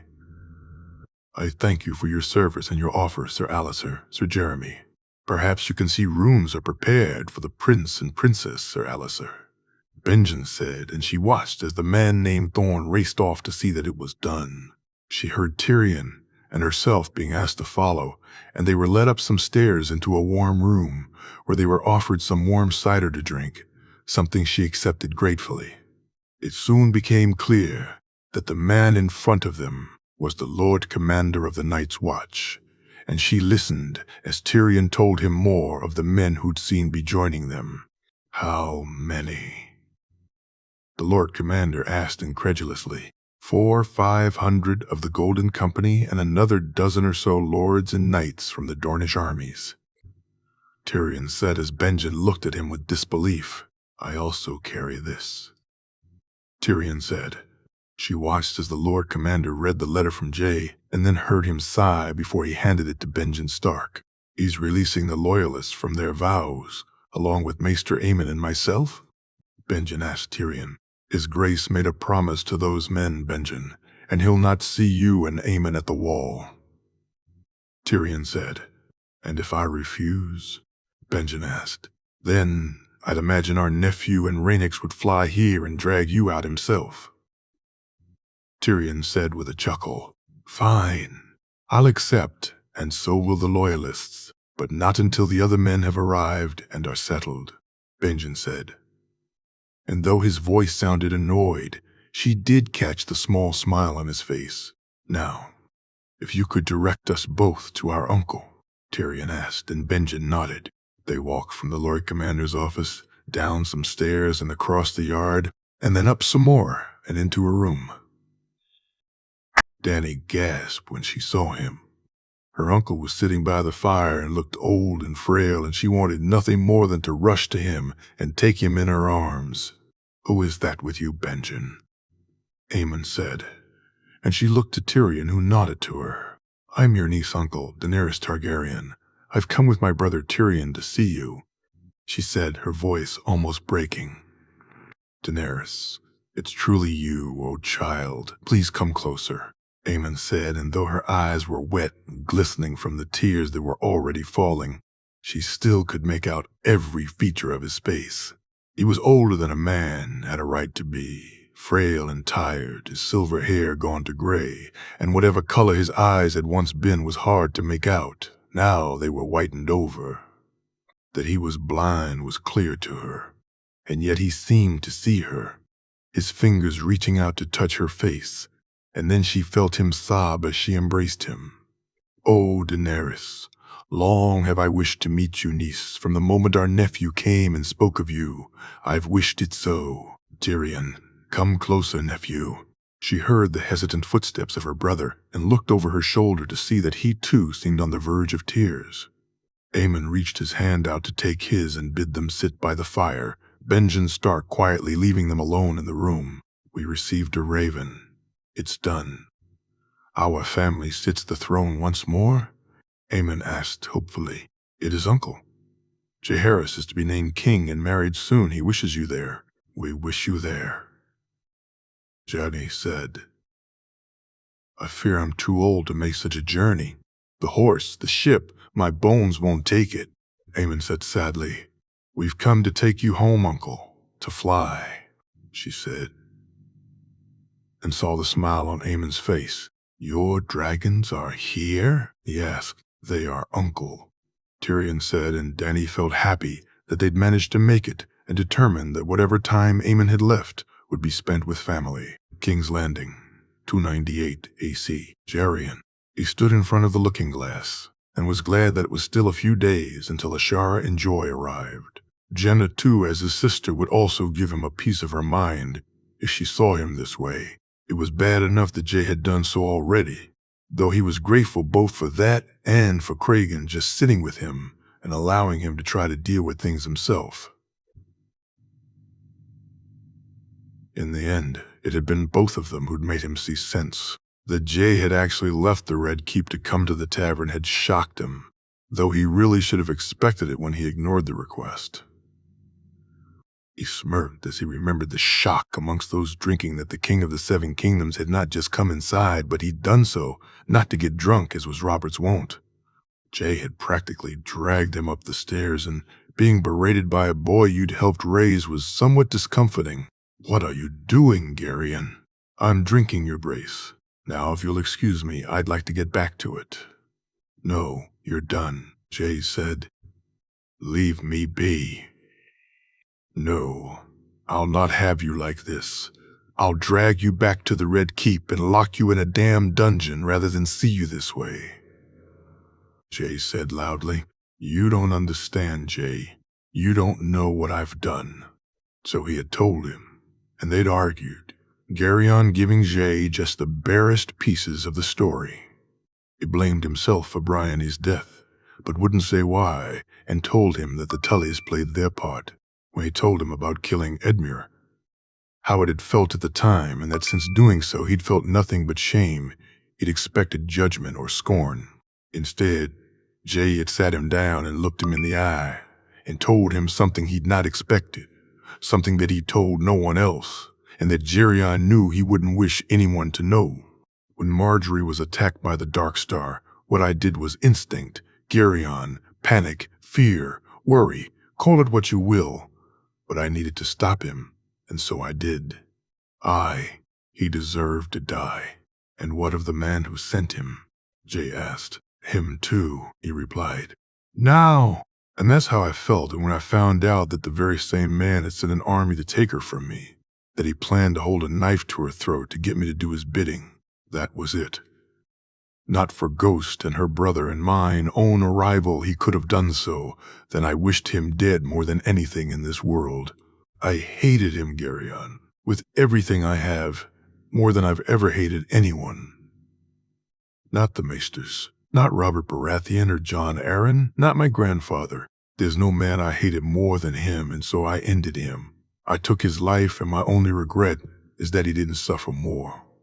He deserved it, Geryon said before he realized who it was Jay was speaking of.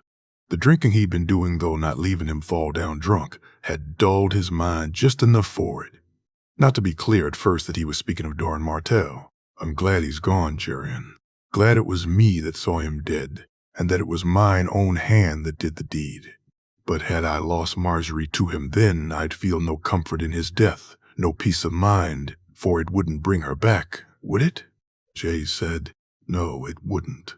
You need to move on, to get right with things. Ashara is coming, Joy too, and they'll need you. I need you." Jay said as he got up to leave. "Joy, you'll be there for her, won't you, when she... Always, Geryon.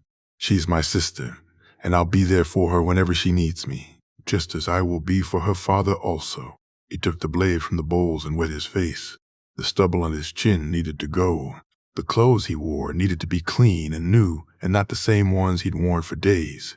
After shaving, he walked through the keep and soon found his way to Kragan's rooms, the boy looking at him relieved to see him back to somewhat his old self. "Come, let's go have a spar. I feel the need to get my hand and arms working once more." "Of course, my lord. Perhaps if we're lucky, we'll find a sand snake or two to test you out against," Kragan said with a chuckle. "Maybe we'll leave facing opponents other than you for another day," he said, and Kragan laughed a little fuller.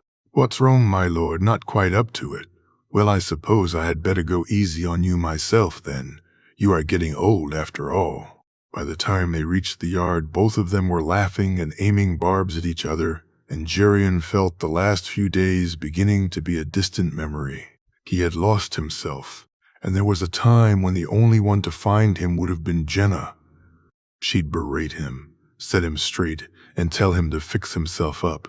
He was a Lannister of Casterly Rock, she'd say, and soon enough he'd act like one once again. He was a different man now. There were others who cared for him, and apparently he had a king to berate him, should it be needed. Though he also had a young man who'd sit with him, let him try and find himself too, and he was glad to have both of them in his life. Geryon was no longer a Lannister of Casterly Rock. No longer was he a lion without a pride, or one who didn't have pride in himself. "I am a Lannister of Castamere," he thought as he dodged away from Kragan's sword. his smile true as he moved forward to aim his own blow. King's Landing, 298 AC. Ned. He'd been summoned to join the king, not requested, not asked, summoned, and he found it a hard thing to accept, though he knew in his head that Jaehaerys was the king now, and that he rightly had to defer to him. But even knowing that he had been so for some time, it was still strange to get used to this new dynamic, as no matter what, he still at times saw him as the boy he had been. It wasn't his age or his presence that was lacking. It was more the knowledge that where before he was asked to do something, now more often than not he was told to. In the throne room, when Jay had let an assassin go, he'd stood there and been confounded. It was different, he knew. The situation, the reasons, and perhaps had it not been for the wildfire itself, then he may have spoken differently about it. But he couldn't change how he had, and so what he had wished to frame as a question came out as if it was a judgment.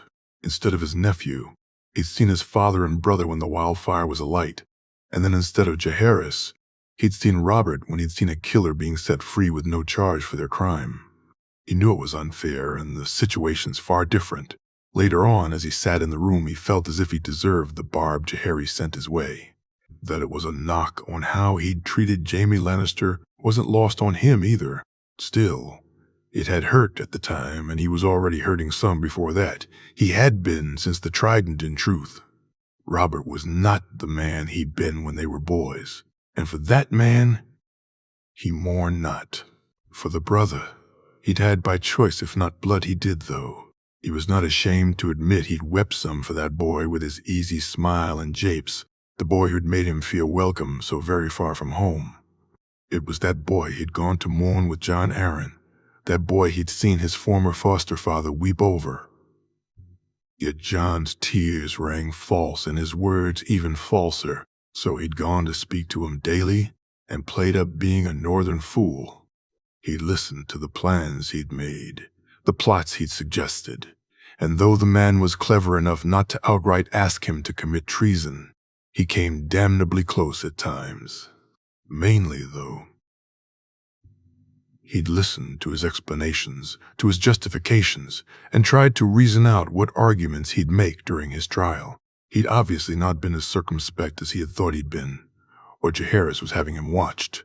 Meeting with Jon Arryn constantly, speaking to him daily. What the hell were you thinking, Uncle? And if you think I'll let you stand for him, fight for him, then you're a damn fool. Jaehaerys said as Ned tried to think of what to say and tried not to let his own temper loose, failing at the latter. Jaehaerys say, "You really think that little of me, Your Grace? You think I'd fight for that man after what he did?" He said angrily. "He told me himself, Uncle," Jaehaerys said. "Aye, and he's a liar in case you've forgotten. Fight for him? For him? I'd rather rip his darn throat out with my bare hands than fight for him after what he's cost me, what he cost us both. I'd set Lya on him before I'd ever fight for the damn man," he said, and his nephew looked at him confused. "I don't understand. If not that, then why? What were you speaking to him about?" "I was trying to find out things he'd tell only me, Your Grace. Things he'd reveal if he thought me on his side. Plots, plans, how he may speak during his trial. What lies or untruths he may tell.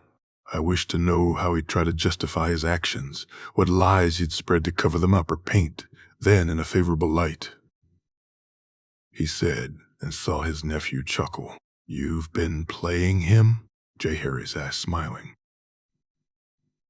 "I'm a slow learner, that's true, but I learn," he said as Jaehaerys laughed loudly. "Yeah?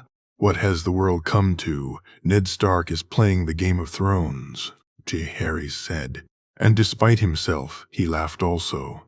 He watched as his nephew went to the door and asked for refreshments to be brought, and then once they had, he told him all he'd learned, Jaehaerys seeming to think on it for some time before nodding. "I thank you for this, Uncle, and I apologize for doubting you. I've given you many reasons you should over the years, but I'm on your side, Jaehaerys, always," he said, and his nephew nodded. "I wish to speak to you on the north. Also, Uncle, I'd ask you to take a seat on my council if I thought you'd accept." I thank you for not, he said, which made both of them chuckle. Instead, I intend to ask Lord Wyman to take a position. That's a good idea. You'll make him a master? Though of what I've yet to decide, I need to speak to my hand and to my wife. J. Harris said Ned, trying not to laugh when he saw how wistful his nephew looked when mentioning Marjorie. Whichever you decide, I'm sure the North will welcome it, Your Grace. I also intend to appoint Uncle Benjamin to a role, J. Harris said, surprising him. You're freeing him from his oaths? Danny and Tyrion have the papers with them. They're headed to bring our other uncle back here. But he and the Loyalists are to be freed. I'm sending them more than enough men to man the wall. I need him here with me. I wish to name him the Crown's Northern Envoy. The first of 7 such I'll name. People who speak for each of the kingdoms and see their wants and needs are addressed. He listened and found himself nodding along. This was much better than having a seat on the council, especially if it was a man like Benjen who was to hold that position. The North would have a voice at the table, a voice that the king would listen to, and it could only be a good thing. When Jaehaerys finished telling him of his plans, he felt it was time to speak on his own, and having his nephew's input would be useful. Robb and I have spoken on Cregan. I know his truth will soon be revealed, and I'd only ask you to hold off on it until I've spoken to my nephew. Of course, Uncle. You have a plan? Jaehaerys asked. I intend to ask him to be Lord of Sea Dragon Point. We need to keep there with all the trade we do, and I also intend to name him Admiral of a Western Fleet, he said, looking to see his nephew's expression. Jaehaerys sat contemplating what he'd said, and that he'd not ruled it out, at least showed it had some merit. If he accepts, we could give him a new house name, make him a cadet branch of House Stark. It would solve a lot of issues. His nephew said. You think it a good idea? He asked, and Jaehaerys nodded. I do. Arrange a dinner. I'm sure Sansa would wish to join you. Speak to him and let me know what he says. If he wishes it, then maybe the Crown can provide some funds to help see it done. Thank you, Your Grace. He said, standing up. Uncle, about earlier. I'm sorry. That's quite all right, nephew, he said as he walked from the room. He felt a lot better leaving than he had when he arrived. That was for certain, and though he still wasn't used to being ordered around by his nephew, he knew more about him than Jaehaerys. Even already he could see how much better suited he was to be king than Robert, and maybe even his father had ever been. Despite his own issues with fostering, it had benefited Jaehaerys more than most. He'd learned perhaps more about the kingdoms than any king before him. Born in Dorne, raised in the North and the West, his wife being from the Reach, and given who he'd fought against and who had fought with him, he knew all about the Stormlands, Riverlands, and the Vale. He knew the Lords of the Narrow Sea, and the Crowlands too, and had already dealt with the Iron Islands. There was perhaps no one better served to be a king of the 7 kingdoms, Ned felt, and that alone was enough to make him hopeful for the future. King's Landing, 298 AC. Jaehaerys Targaryen. He was actually nervous, so much so that he couldn't button his damn coat. It was incredibly frustrating, and he was glad that Jaime or Arthur wasn't around to see it. Both of them had been at pains to tell him that a king didn't dress himself alone, that he had a manservant or someone to do that. Jay laughing at them. Sure, it was yet another jape at his expense, something Jaime took great pleasure in doing most days. But apparently, it was an actual thing, he found out to his surprise. He told them he wasn't a damn child or incapable of dressing himself, and now standing in front of the looking glass he was proving at least one of those to be false. Damn stupid buttons, he thought as he finally managed to get them to go where they were supposed to. That he knew that Loras was outside waiting on him only made him feel even more embarrassed. His friend had always been the one out of both of them who'd been able to dress so comfortably. Loras was always able to wear clothing that to Jay looked far too fancy, and yet he'd find out it was really not.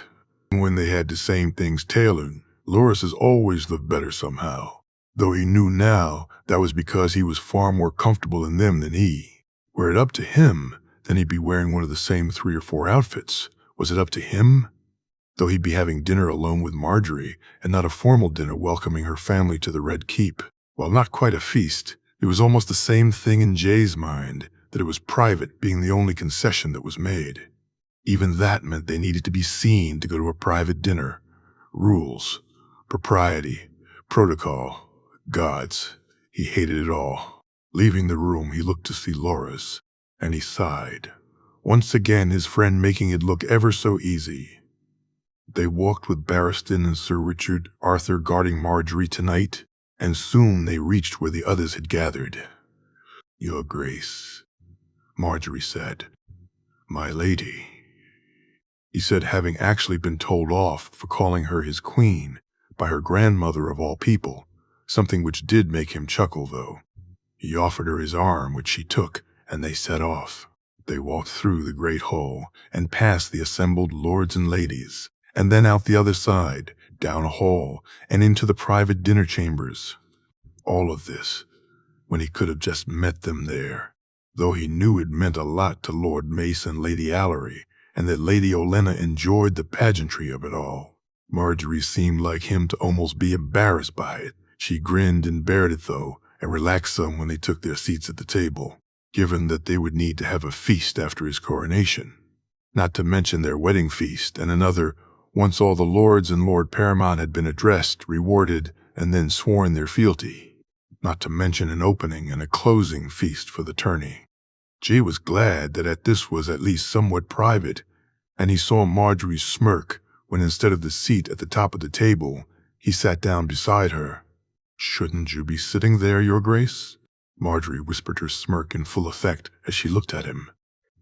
"Gods, don't you start too," he said to a giggle. He looked to see Sansa speaking to Willis, his little sister, and good brother laughing at something one or the other had said. Loras was talking to Garland and Leonette, while Mace, Allery, and Olenna were speaking together. Jay had to admit he felt some relief at that. When the first dish was brought out, he'd half expected this would end up even more formal once inside, and yet it had quickly turned into an ordinary family dinner. "The coronation, Your Grace. When will that happen?" Lady Allery asked. "In a few days, my lady. There are still some people to arrive.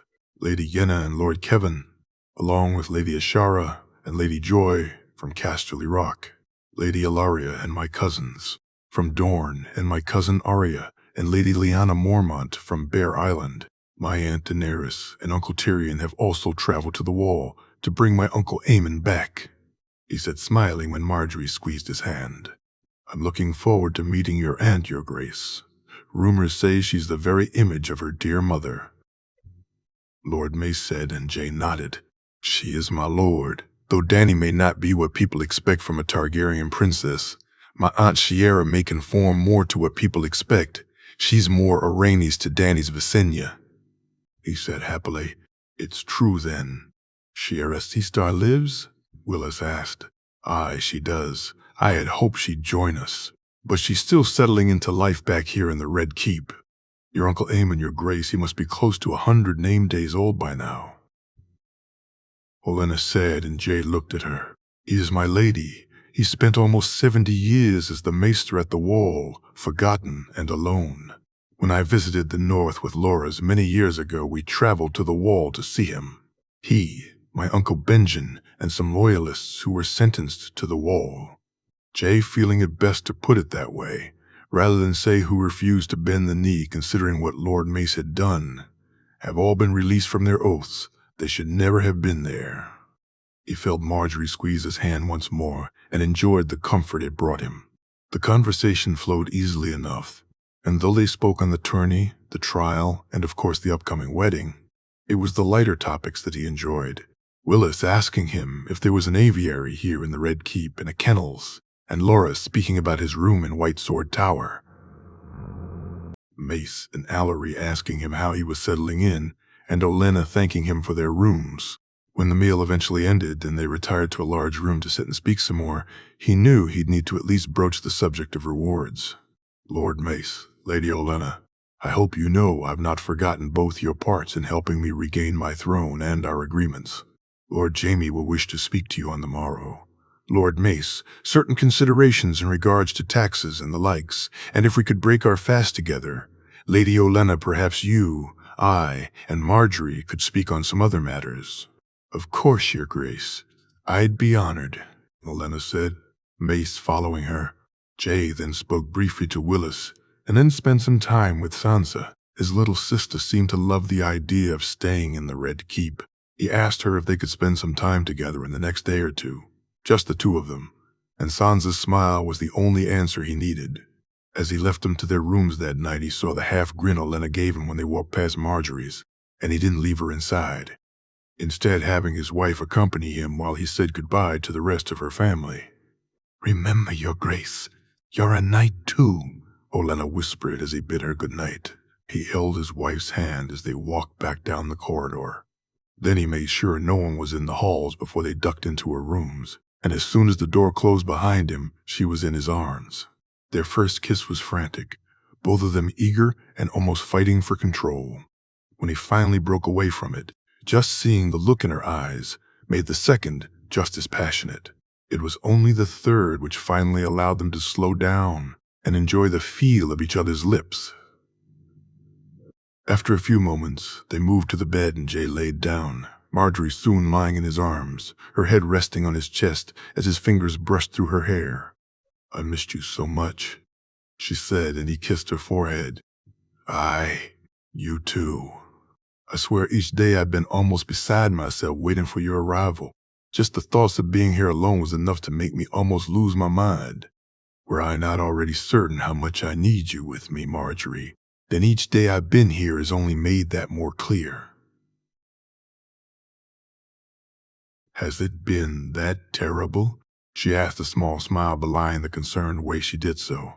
"No, but only because I knew that each day I got through brought you closer. I don't want to do this alone. You'll never be alone again, my love," she said, kissing him. "Does your mother, grandmother, do they know how quickly we can be wed?" he asked, and she chuckled a little. Now that dear husband is just what a wife longs to hear, her love's eagerness for their wedding. "Eager. I'd have it on the morrow if I could," he said to another giggle, "as would I. We'll meet with the High Septon, and once everyone is here, I'm sure we can organize it most quickly. I have all I need, and I see even you seem to be dressing better now too," she said. And were it not for her lopsided grin, he'd have been affronted. "Really, you too," he said, threatening to tickle her. Jay, I'm sorry," she said, laughing as she moved away from him. "Loras bid me say something," she said, giving up when he kissed her neck instead of doing what she had expected him to do. "Did he now? It seems I must teach my good brother a lesson on the morrow." "Jay Varys?" she began nervously. "Marge, I know why I'm not staying in the Queen's chambers, how improper it would look before we were wed, but when we're wed, Marjorie, I'd not wish to stay there," she said, biting her lip. He looked at her, not understanding for a moment, until he saw the way her eyes couldn't meet his, and then he knew he blushed, and so he kissed her both to relieve her own nervousness and to hide his embarrassment. "I'd not wish you to either. I wish us to be together, Marge, completely and always. Lord Jaime and Lady Dacey share a room and don't use separate chambers, and I doubt anyone would claim them unhappy. I wish that for us too." He felt her relax, and they lay there together, speaking on their wedding, the days to come, and the things both of them wished to see changed. When he told her that he wished for her to be a queen, to play her role in all that was done, to offer her opinion, attend the council meetings if she wished, and to bring up the changes that she wanted to see, he felt how eager she was to begin. Marge, we together," he said as she snuggled up against him. We together," she said as he kissed her once more, though he wished nothing more than to fall asleep in her arms. He knew the servants would arrive early in his and her rooms in the morning, and feeling her drifting off, he bid her good night and made his way to his own room. He found once he got there he couldn't sleep, and so he walked the halls, Ghost and Arthur alongside him. Jay found the Red Keep to be a wondrous place at night. The activity of the day almost as if it belonged in a different world. Eventually, he felt some degree of tiredness and took to his bed, waking not more than a few hours later, and after washing he made his way to break his fast. "Lady Olenna, Marjorie not here yet?" he asked when he walked in the room. Olenna's smile was brief before she answered. "No, Your Grace. Apparently my granddaughter was most tired this morning. I do hope you didn't keep her awake the whole night," she said, and Jay found himself splutter and spilling some of the orange juice he was drinking, more at how she said it than at what she said. "I assure her. We missed each other, grandmother, as well, you know," Marjorie said, walking in, looking at her grandmother before she walked to him and kissed his cheek. "Of course, Marjorie," Olenna said, and Jay once again saw the little smirk on the woman's face, knowing now she truly was jesting with him. He took his seat and they ate, and then once they had and the plates were taken away, he turned to them both to speak on some of the matters at hand. "I know I'd rather not discuss these things so soon, but we have much to do, my lady, and so please forgive me if I'm blunt, and feel free to speak just as bluntly," he said, seeing Olenna nod. "I believe as part of your agreement with Lord Jaime, a place on the small council was discussed?" "It was, Your Grace. Please, call me Jay. At least here in private, I'm starting to forget my own name with how many people call me King or Your Grace," he said to Chuckles. "Of course, Jay, but then you had better call my grandmother Olenna, or she'll not be best pleased," Marjorie said, and Jay smirked. "I'd ask Willis to be my master of coin, Olenna," he said, seeing the woman nod her agreement. "I'd also ask you to act as a special advisor to the crown, my lady, while not officially being named to the small council, more because I'd wish you to be free to come and go as you please, rather than because I don't wish you to be, or because you're a woman."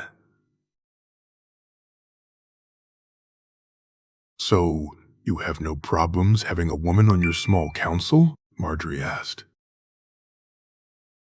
"Why would I? Some of the smartest, most capable people I know are women. I'm sitting with two of them after all," he said, looking to see the approving look Olenna gave him. "I know Marjorie would appreciate your counsel. Olenna and I too would value it." "You'd when you could attend the small council meetings alongside Marjorie and myself, and though you'd have no set or defined role, it's an important one I'd have you play." "I'm honored, Your Grace, and I accept," Olenna said, and Jay saw Marjorie's smile, which alone would have made the offer worthwhile, though it was for her counsel and not his wife's approval that he decided this. They were speaking on other appointments and some of the changes he wished to bring about when the servant arrived with a note, Jay looking at it excitedly. "Forgive me, Olenna, Marjorie, the lion's roar has been spotted in the bay," he said, rising to his feet. "Joy is on board?" Marjorie asked, and he nodded happily. As it turned out, he being a king was not allowed to go to the docks to greet the ship, Jaime and Geryon doing so instead. He felt like a petulant child. When he'd argued, and only that Marjorie explained it to him, he'd have ignored what was being said and jumped on Winter and rowed her to the docks himself. Instead, he was forced to wait and then greet them outside in the courtyard. Even that's something he'd had to fight on, but since he'd not sat the throne yet, something that he actually won. When he saw the carriages and that both Jaime and Geryon weren't riding, he knew they were there, and then soon enough, they were in front of him. Lord Kevin and Lady Dorna were first out of the carriages with little Janai, then Lady Jenna and Emmon, followed by Jaime, Daisy, and Joanna, and then Ashara and Geryon. Then finally, Joy climbed out, and he was momentarily taken aback. She'd gotten taller, her hair done up much differently, and though it had been only moons since he'd seen her last, the changes made it seem like years. The little girl was gone, and this young woman had replaced her, and he felt a little bit sad that he'd missed it. She looked nervously at him too, and he tried not to frown, instead putting a small smile on his face as he greeted each of the new arrivals. It was hard hearing people who'd been family to him for so long call him your grace or my king, and even more so when Joy stood in front of him and gave him a curtsy. Your grace, she said, all prim and proper. Joy, he said, and saw a flicker in her eyes and a look to Genna and then back to him. Yoy, he said. Yawn. And then he was hugged so very tightly that he could barely breathe. He hugged her back, though just as hard as she did him. I bloody told you all it wouldn't last, he heard Genna say as both he, Joy, and soon others began laughing. The Wall of Dragonstone, 298 AC. Amen. He sat up most of the night speaking to his niece and nephew, finding Tyrion to be a very clever and learned young man, and hearing the tales of his niece's adventures and the places she'd visited to be enlightening. In her young life, Daenerys had seen more than most people. She'd visited almost all the main cities in Essos, from Volantis to Myr and pretty much everywhere in between. She'd met horse lords and red priests, magisters and merchants, fought against sellswords, and brought dragons into the world. Even his nephew's story had a lot to live up to when it came to Daenerys's. No Dany's, he thought with a smile.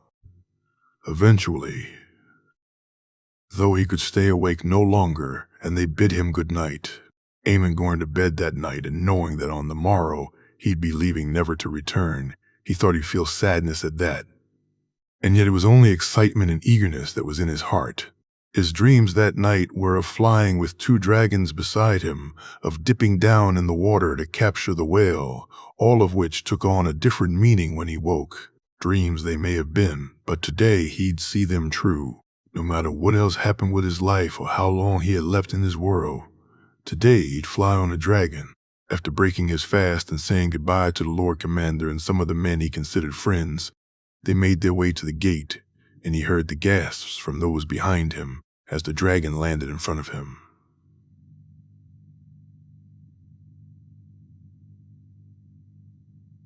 He felt it then, the draw, the pull, and he moved from Dany's arm and walked in the direction of the voice that called out to him.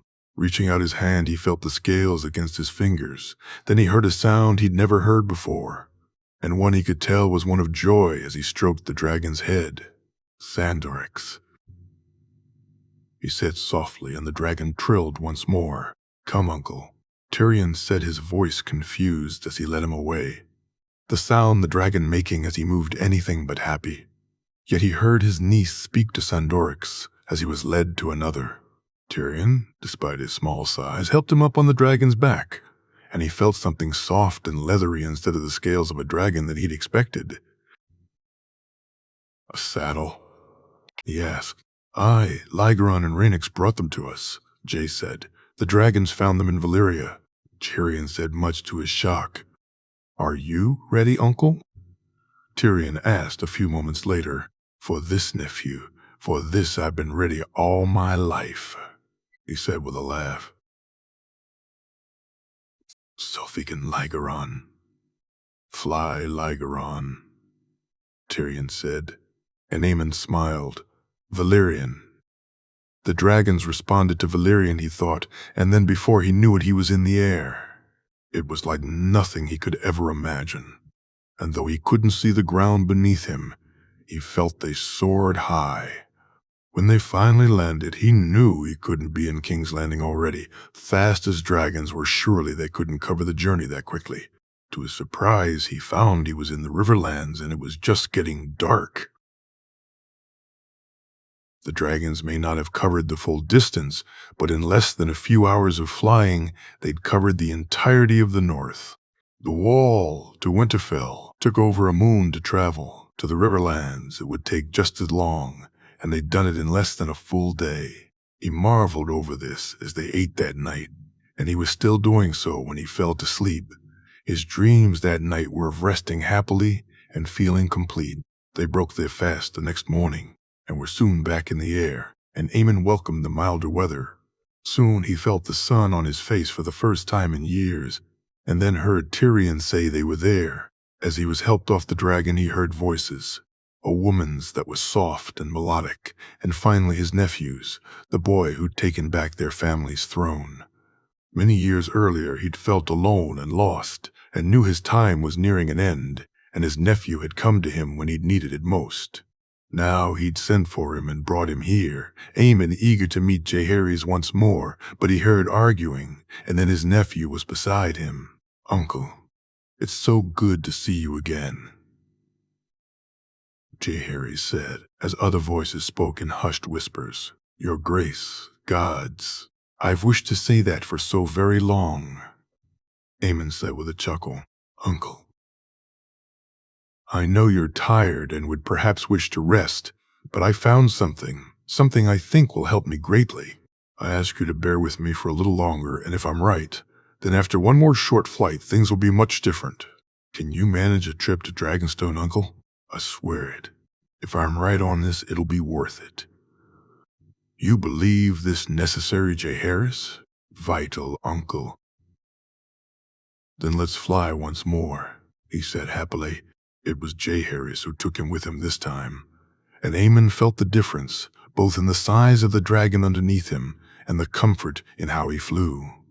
Lygeron didn't struggle in the air, far from it, but compared to Rhaenys, it was a sparrow to an eagle. The larger dragon's wings, its strength, making it fly easier than the smaller. He was surprised a little by that too, and he wondered if the smaller dragon moved easier and more swiftly when it changed direction. Something he'd ask his nephew about later, he thought.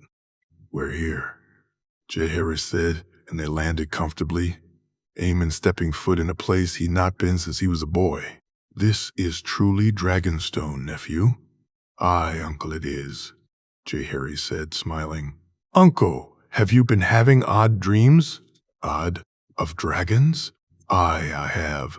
I dreamt I was flying, Jaehaerys," he said, and felt his nephew's hand on his. "I believe you've bonded to Dany's riderless dragon, Uncle." "Sandorix," he said, smiling. "Aye.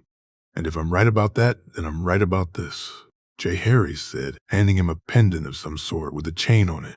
Aemon felt the stones on the pendant, the three-headed dragon carved in and covered in gems of some sort. Before he could ask more, he heard the other dragons landing, and his nephew leaned in close. "I ask you to trust me, Uncle, no matter how strange what I say. Back me up on this, I beg of you." Jaehaerys said, his voice soft and pleading. "I will, nephew." The argument was brief once he did as Jaehaerys had bid, Aemon listening on in disbelief at what his nephew was saying. Only one voice other than his own was agreeing with what needed to be done.